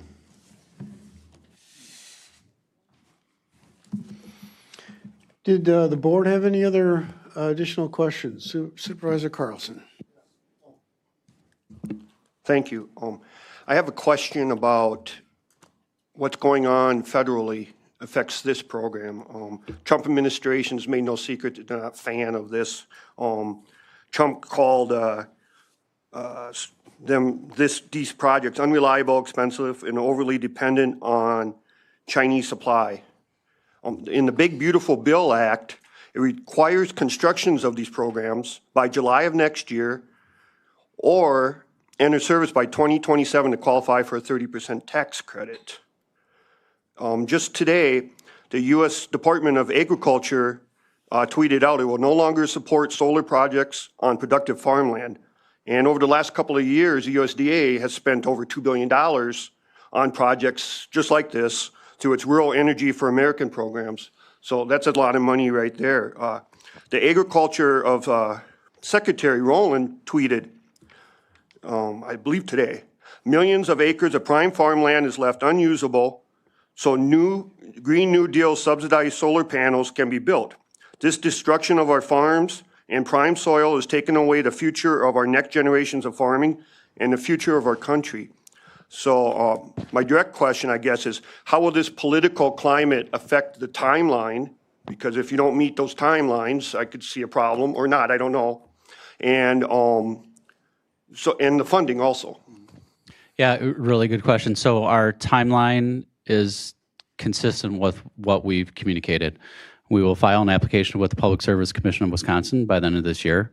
The Public Service Commission of Wisconsin has a 12 to 18-month process that they'll evaluate the application along with the Wisconsin Department of Natural Resources, and they'll render a decision.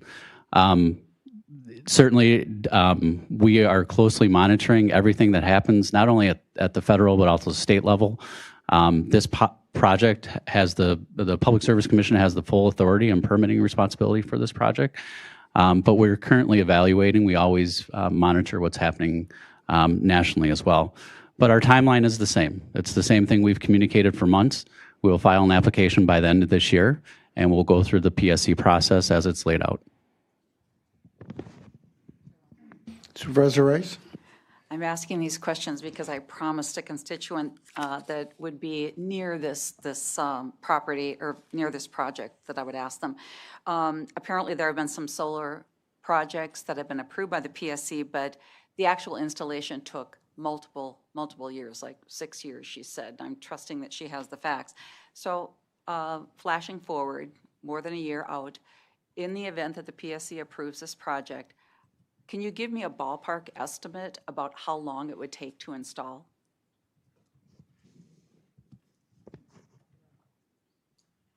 Yep. So our construction start is targeted for Q3 in 2027, and we plan to be complete by Q3 2029. Okay. And to follow up, and others that have spoken before this body have asked the same question, but she was very specific, and that has to do with topsoil. There, somewhere along the line, someone heard that part of the installation is a scraping off of the topsoil. And I would like you just to address what a post deconstruction phase looks like. And would you scrape off the topsoil? Thanks. Yeah, so in some locations, they may need to remove the topsoil. They would segregate it and protect it on site, balance the subgrade soil, and then they re-establish the topsoil across the site just to help make the site more uniform for the installation of the facilities. So that is something that we did at the project in Becker that Jordan mentioned earlier. It's a key piece of the establishing the vegetation and stabilizing that site is to protect that topsoil to make sure it's kept on site and in place. And we are not allowed to remove soil from anybody's property. That's a key piece of all those leases and agreements with landowners. That's their soil. So if we have to do some grading to level the site out somewhat, they remove the topsoil, balance the subsoils and then establish the topsoil back across the top of that so that then we can establish that vegetation across the site.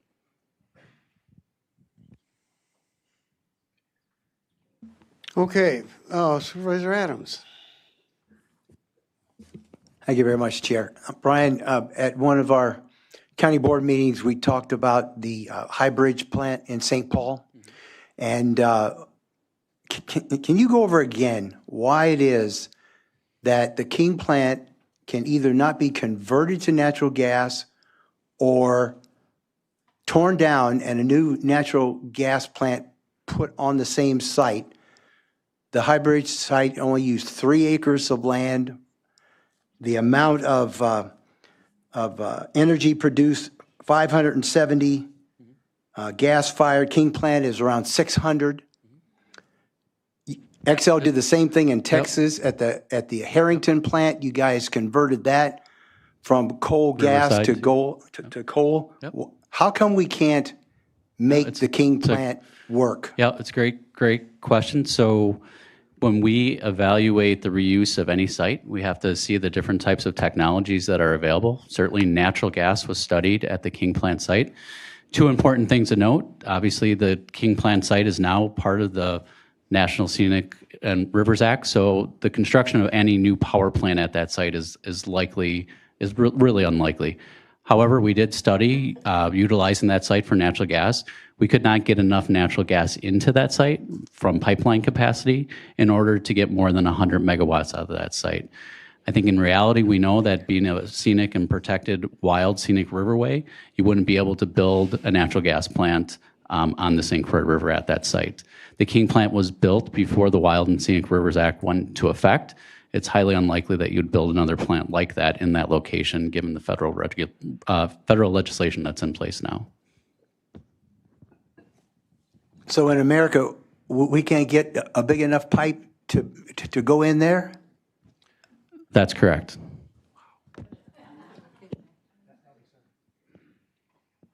Have you looked at fusion? Supervisor Van Summer.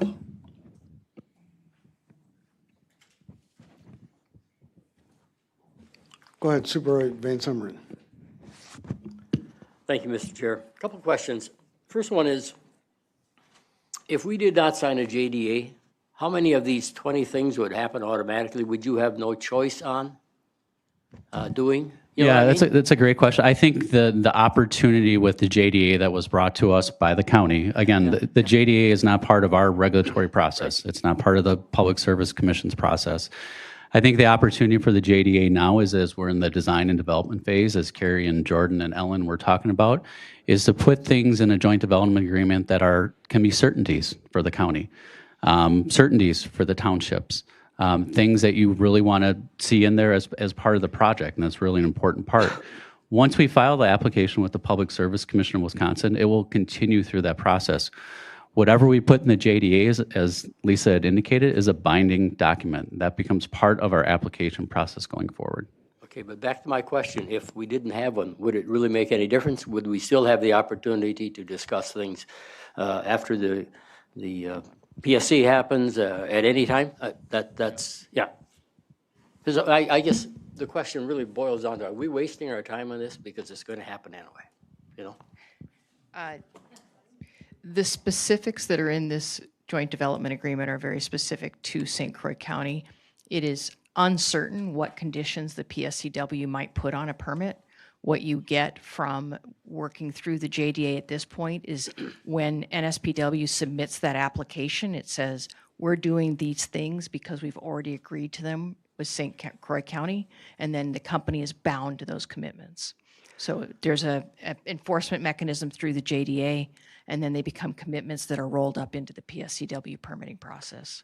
I'm very glad you answered it that way, because that leads me into my next question. Oh, thank good. you. All right. We've talked about a lot of things tonight. We've covered a whole lot of things. But there are a terrible pile of unknowns as we went through this.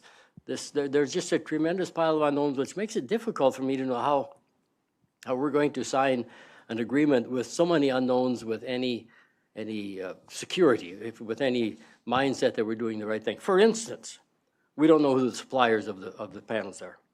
We don't know the makeup of the panel. We don't know if they're going to pollute, if they're not going to pollute, if they're made out of plastic or gum. We don't know that. We don't know for sure about a decommission plan. Who's going to pay for this? Who's going to do that? What's going to happen? That's all up in the air. We don't know about the geo thing, the geo guy, and the karst thing. That's up in the air. It's like, oh, we just thought about that. We better do it. All of that is there. We're expected to sign a JDA, and we don't know how the geologist's response is going to affect that. Liability, that's kind of up in the air. Communication has been mentioned several times. Just a simple question. How many of you who work for Xcel Energy have called in an outage lately? Did.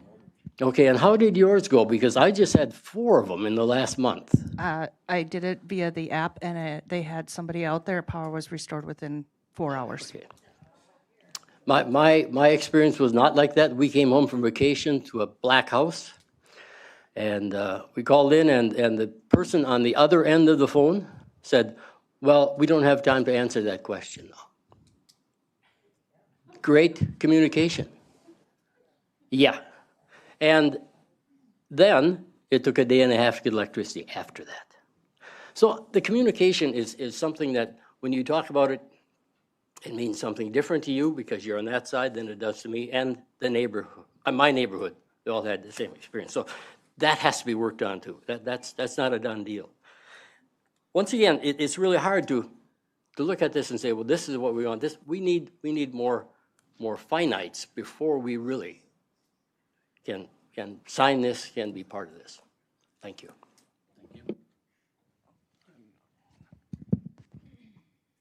Corporation Counsel? Yes, so as you've heard, Mr. Elwood indicating that the county brought the JDA to them. And as you may recall, as the County Board of Supervisors, we had a presentation by Attorney Rebecca Roker on February 4th of 2025. And she indicated during that meeting that the best thing that the county could do would be to reach out to Xcel Energy and start this discussion about a joint development agreement. And obviously it's not a perfect process. There's a lot of unknowns as Xcel Energy indicated. But if you go back and watch that presentation by Attorney Roker, I think she has some good points that we all should take into consideration. Obviously this is a policy decision as to whether or not the county board agrees to a JDA or not. But this is the opportunity for the county and the towns to get some things in writing that you will know have to occur because it's a binding contract. But I think that's the decision that the county board and the towns need to make as to whether or not the information in the JDA, those things will be definitive and not unknown. So I just want to maybe point that out, to rewatch that presentation by Attorney Roker. I think it was very helpful. So in other words, she was suggesting that JDA may provide a certain level of certainty, even though there will remain some uncertainty about the projects. Correct, and I believe by Xcel Energy indicating that a provision can be added to the agreement that indicates the county and or the towns reserve the right to provide testimony or become an intervener. So those things that aren't known now, but are known later on in the process, pending the application being approved, the county can still have input once those items are submitted to the PSC as definitive. If there's any objections to what's being submitted by the hydrologist or the karst expert, that is the time we would know the information and could provide testimony then to the PSC. Yes, Paul, go ahead. So the JDA needs to be signed before the application goes to the PSC, is that correct? That's the intent, right? But all these things like specific information regarding quality of solar panels, you need to know that before you submit the application, is that correct? I'm not sure. Are the solar panel OEMs included in the application? No, that's part of the application process. Okay. What about the geologist information, the karst stuff? Wouldn't that be on the application? It's not part of the application. Will it be? Okay. It will Sorry, be? I stand Okay. corrected. All right. It'll be part of the application. And the vegetation management? I mean, of the things that need to be worked on, how many of them need to be worked on before the application is put in to the PSC? Because if they don't have the karst information, it's hard for them to make a decision on a concern that we have. And so my question would be, you know, some of these things need more clarification or assurance.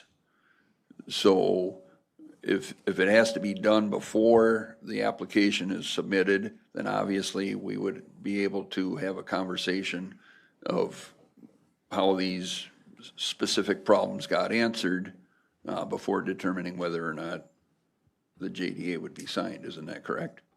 Yeah, so the team is actively involved in developing the application right now, and there's numerous components of that application, as you can imagine. Right. We're still on track to file that by the end of this year, but there's still a lot of information that's being developed and designed, as we talked about. I think the opportunity, as Corporation Counsel indicated to you, is to include things in the JDA that provide that certainty that the towns and the county are looking for, by still reserving the opportunity to act as an intervener later in the process. Okay, but so let's say your karst report isn't done when you submit the application, and I think it is. Ellen will be done, the karst report. Yes, we will include that information. Okay. And so, but they don't, PSC doesn't require information on the panels? Who manufactures them, where they come from, what they're made out of? Or? Honestly, they might. I don't have the entire list of requirements prepared. Yeah, so I can say right now, right, we have some initial designs. We're working with the N-type polysilicon bifacial modules, right? You know, we need some basis for design right now, and we can probably state some language with the design basis, but the specific vendors, there's a whole, you know, again, back to the strategy reason with ongoing negotiations and working through, you know, the current climates and figuring out where exactly, you know, the right OEM and, you know, sourcing process played out. But, you know, I think we outlined the basis of design in our, I know we do with, you know, like I said, N-type polysilicon bifacial modules are currently what we're working with, so. Okay, but, I mean, you can't have running changes after the application has been accepted, can you? Or presented? No. I mean, you know, if I signed a contractor to build my house and just said, yeah, build it, with these windows, these, you know, and he doesn't know where he's getting the supplies from, that's kind of a tough contract for the customer. So I'm just curious how many of these things need to be answered before the application is actually submitted.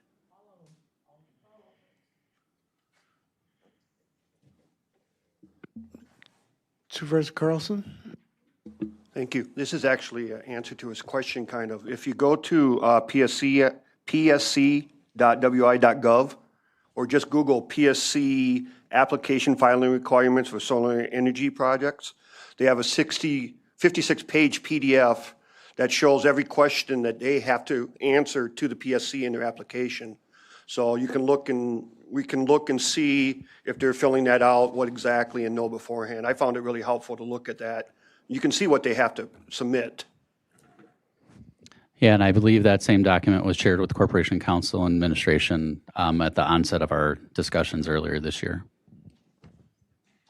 Supervisor Shirley? I agree with the frustration Supervisor Van Summeren has, is that I'm confused as to why we don't know a rough idea of pilings. If we're going to do battery storage, Excel in the past has said whether the tax incentives are there or not, we're doing the project. We all know that without those costs are going to get pushed on to the consumer. So I don't understand how you figure out if this project is economically viable if you don't know those basic questions. And battery storage is viable to a solar project, especially in our climate. The typical ratio of solar to battery is 4 to 6 times the megawatt hour. That's 33 to 55 acres of battery. I don't know how you don't know that, and why, and if you're going to do it or not. I mean, that's a huge cost for that. So I don't understand that. I also I don't understand why we don't know about phase 2. Do we have a rough timeline on phase 2? So as noted earlier, we have not made any decisions on phase 2, but to realize those grid interconnections, all of our all the replacement power would have to be in service by the end of 2031. Okay. The other thing that bothers me, in your opening statement, you said that your rates are 15% lower than anybody else in the state. But no, they're actually our bills are 15% lower than the national average, and our bills are up to 20% lower than other energy providers in the area. Okay. Our total bill. That is correct. But Excel just submitted to the PSC for a double-digit increase for utility costs for the state of Wisconsin, double what any other public utility did in Wisconsin. And part of that justification that was used in that application was to cover capital project costs.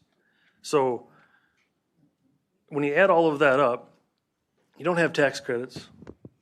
You haven't figured out all the financials of this project. How do you go to the Public Service Commission with them not answering the question of how this will impact the consumer at the end of the day with how their energy rates are going to go up? You know, you submitted 2026 and 2027 rate increase proposals, but this project isn't going to be online until 28, 29. Are we going to see double-digit increases in there to help cover some of this? Yeah, so a lot of questions in there. I'll try to address them one by one. Xcel Energy's rates in Wisconsin are below the state average. They're 15% below the national average. Our bills are 20% lower than other energy providers in the area. We did file an application with the Public Service Commission for an increase in rates in 26 and 27, as you note. This project is not in service during that time frame, so it's not included with that rate case. Other projects are. We have a number of projects going on throughout Wisconsin, throughout the upper Midwest, to provide safe, reliable, and affordable service to our customers. That's our job, and that's what we do. And we've been able to provide safe, reliable, and affordable service to our customers for a long period of time. But to answer your question specifically, no, this project is not included in the 26-27 rate case. If approved, like other projects that we have ongoing right now, they'll be included in future rate proceedings before the Public Service Commission of Wisconsin. It'll be up to the Public Service Commission of Wisconsin to determine if those costs are reasonable and prudent in order to be recovered in our rates that we charge to customers. Supervisor Fiedler. Just a general question. If the King plant does not exist in 3 years and the solar project is denied, where will the power come from for this area, and what will the cost be? Yeah, so our customers in this area and throughout the upper Midwest, we have over 100 generating units that are serving customers. Those operated as an integrated system. That's how they operate. As I communicated in my opening remarks, about a quarter of the energy that customers here in St. Croix County get comes from nuclear energy. Those plants aren't located here in St. Croix County. They're located on our upper Midwest generation system, but our customers here in St. Croix County benefit from that. So our goal is to obviously have an integrated system that has a diversity of energy sources, and we do that. As I talked about, we have an all-the-above energy strategy, which includes traditional fuels, includes renewable energy, and includes advanced technologies. When we plan our system out, we look out the next 30 years. It's a daunting task to look at what the energy needs of our communities and customers are for the next 30 years, and we do that in a very thoughtful and planful manner. As I also indicated in our opening remarks, we've relicensed our nuclear plants, our Monticello plant first, and then our Prairie Island nuclear plant, which is going through that process right now, so that they're safe, affordable, reliable sources of energy for our customers. This solar project is part of that plan, as well as all the other generation resources on our system, including the hydroelectric power that we've been operating here in St. Croix County for the past 100 years. Have a follow-up on it? Yes, go ahead.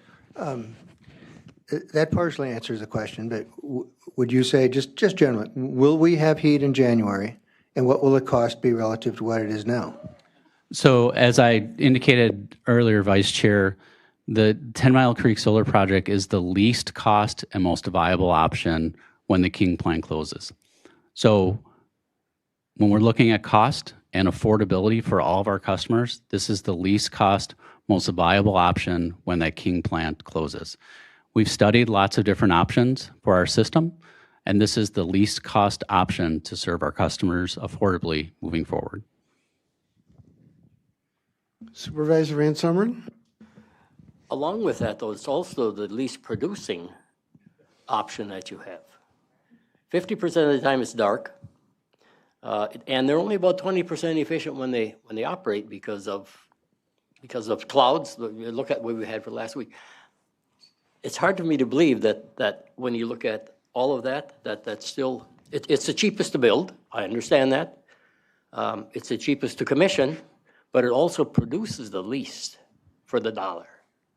So when we look at our system, we look at our entire system. We're serving several million customers in the upper Midwest, 280,000 customers here in Wisconsin. We look at it as a system. How do we best serve all those customers safely, affordably, and reliably? This is a piece of that puzzle. This is a piece of the puzzle, just like our hydroelectric plants are, just like our gas plants that we talked about earlier with Supervisor Adams are, just like our nuclear plants that I talked about earlier. They're all part of our system and the best way to serve our customers safely and affordably. But you're going to get those 300 megawatts half-time. It's part of our overall system. So when we look at the costs and we look at all those costs in the system, this is a piece of that system. In our view, it covers a large piece of ground for such a small reward, if you understand what I mean. Supervisor Carlson. Saying it's the least cost, and so you're going to do it because it costs everybody least on their electrical bill. But I consider the cost of our community and our culture and our farmland, and I think it makes it one of the more expensive costs.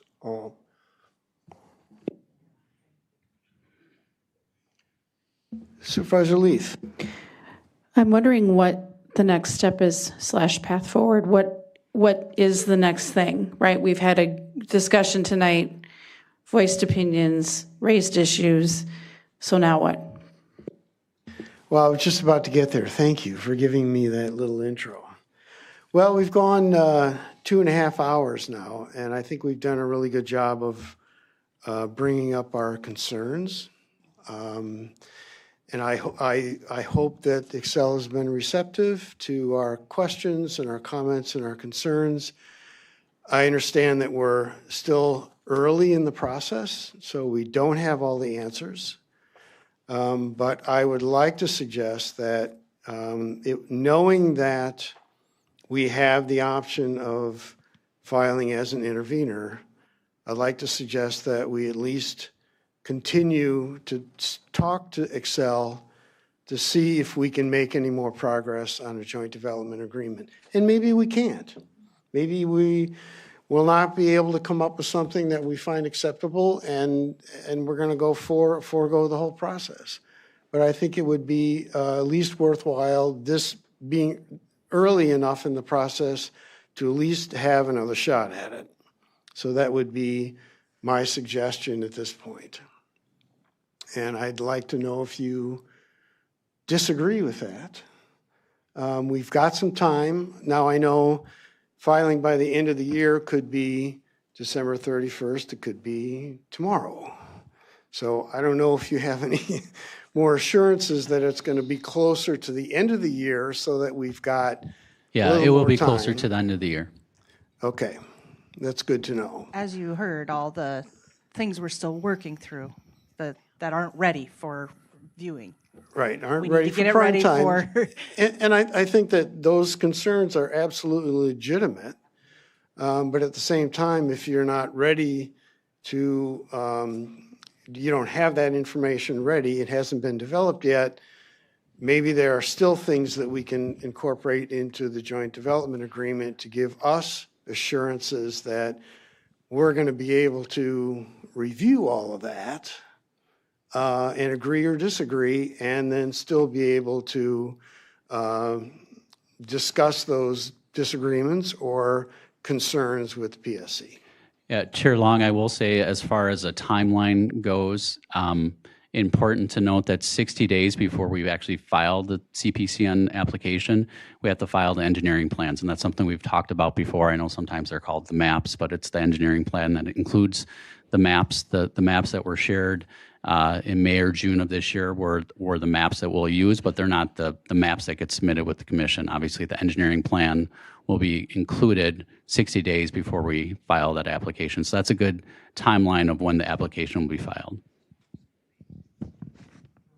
So unless anyone has any objections, I'd like to suggest that we at least continue, and based on our concerns and our feedback, now the ball's back in your court to see what you're able to come up with and to see if we can reach some sort of agreement. And like I said, maybe not, but we've got time to take a shot at it. Supervisor Shirley. I think the very first thing that I would like to see would be the clause of what it looks like if we sign the JDA and are an intervener. Because the response email that I saw, the verbiage in that said otherwise.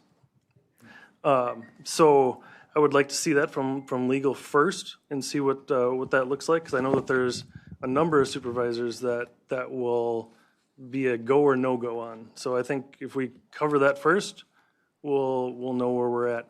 The other thing I was going to say earlier that, I don't know how many supervisors know this, but it is also in the purview of the Public Service Commission that they can line item strike any portion of this JDA that they seem to think is over egregious or will cost the project more money. So yes, it is a binding if the PSC also agrees on it. And that question would be, has that happened before? Yeah, I mean, well, Lisa, do you want to comment on that? I'm not aware of that happening, but the commission does have regulatory authority over rates. So if, for example, the JDA said the company was going to give a big amount of money to try to get the county to sign, I think that would be something that would be problematic. The things that are in this agreement are fairly typical of other JDAs, of other developers, and these are pretty standard terms that the commission has seen over and over again. And I would not expect that to be the case. And I'm not aware of it. If you are aware of a time when the commission has struck something, I would like to know that so that I can investigate further. Okay, so unless anyone has any objections, I think what we will do, I like your suggestion, Supervisor Shirley. I think we should, I'm sorry? Counter. Oh, okay, hold on. I'm not there yet. Should clarify the language regarding our ability or inability to become intervener. I think that's very legitimate. And then I'll get to Supervisor Counter in a second, but unless anybody has any other objections, we will tiptoe forward and see where we go. Supervisor Counter first, please. The only thing I'd like to at least add in is to make sure to set up a timeline, because I don't want to put the towns on any timeline to try to find this out tonight. But it would be nice to know where the standing is with them being involved with this or not. So if we can, we would have to know this fairly soon, but I definitely want them to have time to be able to discuss it over amongst themselves and to, if they need legal counsel or whatever they need, so that they can get back and let us know where things are going. And to that, can you make a educated guess on our response time?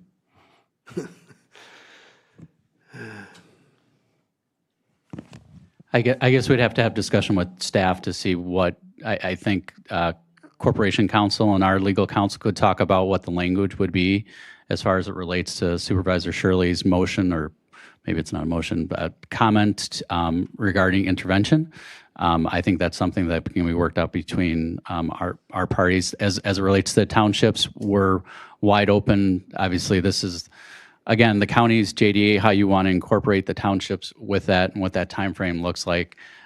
We will certainly commit to having our responses to some of the questions back within a week or 2 weeks. I'm not sure what the time frame is. I'm not sure what is still outstanding. I think a lot of the things that were brought forward initially, we agreed to as to be included in a JDA. So we can take that or take those suggestions, those comments, put those in words that would encompass the thoughts and feelings around that to make it work within the JDA scope, and submit that back to the county to share with the towns, I suspect is the process you'll want to use. We'll say in the next 2 weeks. Okay. Yes, Paul, go right ahead. So Brian, you said the engineering drawings would be completed 60 days before application? Yeah, they have to be submitted 60 days before we file that. Will we see those as well or not? Yeah, as soon as we. Because that would help us with The docket opens. some of these. Okay, so we, Can I clarify? Sure. The engineering plan isn't the same thing as the engineering drawings. The really detailed engineering drawings aren't included in that. It's an overall site plan that includes the types of things we're talking about, like depth to water, wetlands in the area, just environmental features and stuff like that, to be able to provide that information to all the regulating agencies on what types of impacts there might be as part of the project. It's unfortunately named an engineering plan. However, it's more of an overall permitting and regulatory plan. right, but a lot of these questions have to do Yes. with that. Yep. So that would be information that would help us. Yes, Make definitely. Yes. decisions I just on wanted to some of clarify it's these. not engineering sign drawings. Yeah, so, but we would have access to that, which would help us in decision-making. Yeah, I'll note that when the docket opens, we can advise the county. I don't know, do we have the docket? Let me check on that.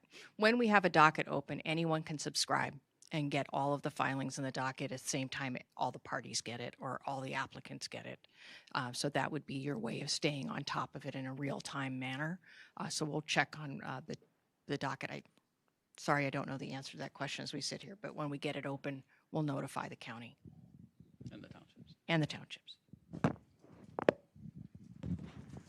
I believe one final question from Vice Chair Fiedler. I'm looking at Jason Cheeseather. Jason, if you could come toward the podium, I don't want to surprise you too much, but I wanted to pick up on one of the questions that one of the gentlemen from Aaron Prairie asked about the tax impact. And we had an earlier very general comment about what the revenue impact would be from this as a result of the shared utility revenue program. And I was wondering if in a summary way, you could very quickly just tell us what is the revenue impact on the positive side of this project in its full scale? Thank you. So we ran the taxes per acre right now in the town of Hammond and the town of Aaron Prairie. And just to use round numbers for an even average, and that one town was about $2.50 per acre. That's total with the school taxes. The other town was about $3.31. So I'll call that about $3.50. So if you had a $3 average per acre roughly, times the 3,300 acres, net tax collected between both towns and the county would be right around, let's call it 10 grand. And so underneath the utility shared revenue payments, and that there would be $4,000 per megawatt. And so the county getting 2/3 of that would be $2,333, and then the town receiving 1/3 of that would be $1,667 per megawatt. Now that's on the actual megawatts that are developed, not what the plan is proposed. So if there's a tweak or something like that, that can change. Can you translate that into what that means per year? Yep, and so I did my numbers on 350 megawatts, but the total shared revenue of phase one would be about $1.4 million. The county share would be about $816,000. The town share would be $583,000. That's on 350 megawatts. For the total project phase of 650 megawatts, it would be roughly $2.6 million per year. The county share of that would be about $1,516,000. The town share would be just over $1 million at like $1,082,000. And those utility shared revenue payments are generally split based on how much land or how many megawatts are located within each town. So the town of Hammond would have a smaller payment than the town of Aaron Prairie because the bulk of the land is in the town of Aaron Prairie. And those are annual payments, and those are separate or additional from the community fund, which is proposed at $50,000 in the JDA going forward, so, for the life of the project. So real roughly, that'd be full project scale, that would be about $700,000 a year for Aaron Prairie. Positive flow income. Full project. Okay, yeah. thank you. Okay, I think we've beat this to death for one night at least. As I suggested, we'll kind of tiptoe forward. We'll look forward to hearing from Corporation Counsel and your attorney regarding the intervener language, and we'll go forward from there. Any final comments? Oh, none. Oh, sorry. Okay, thank you. We're adjourned, 7:45. You get the Nobel Prize.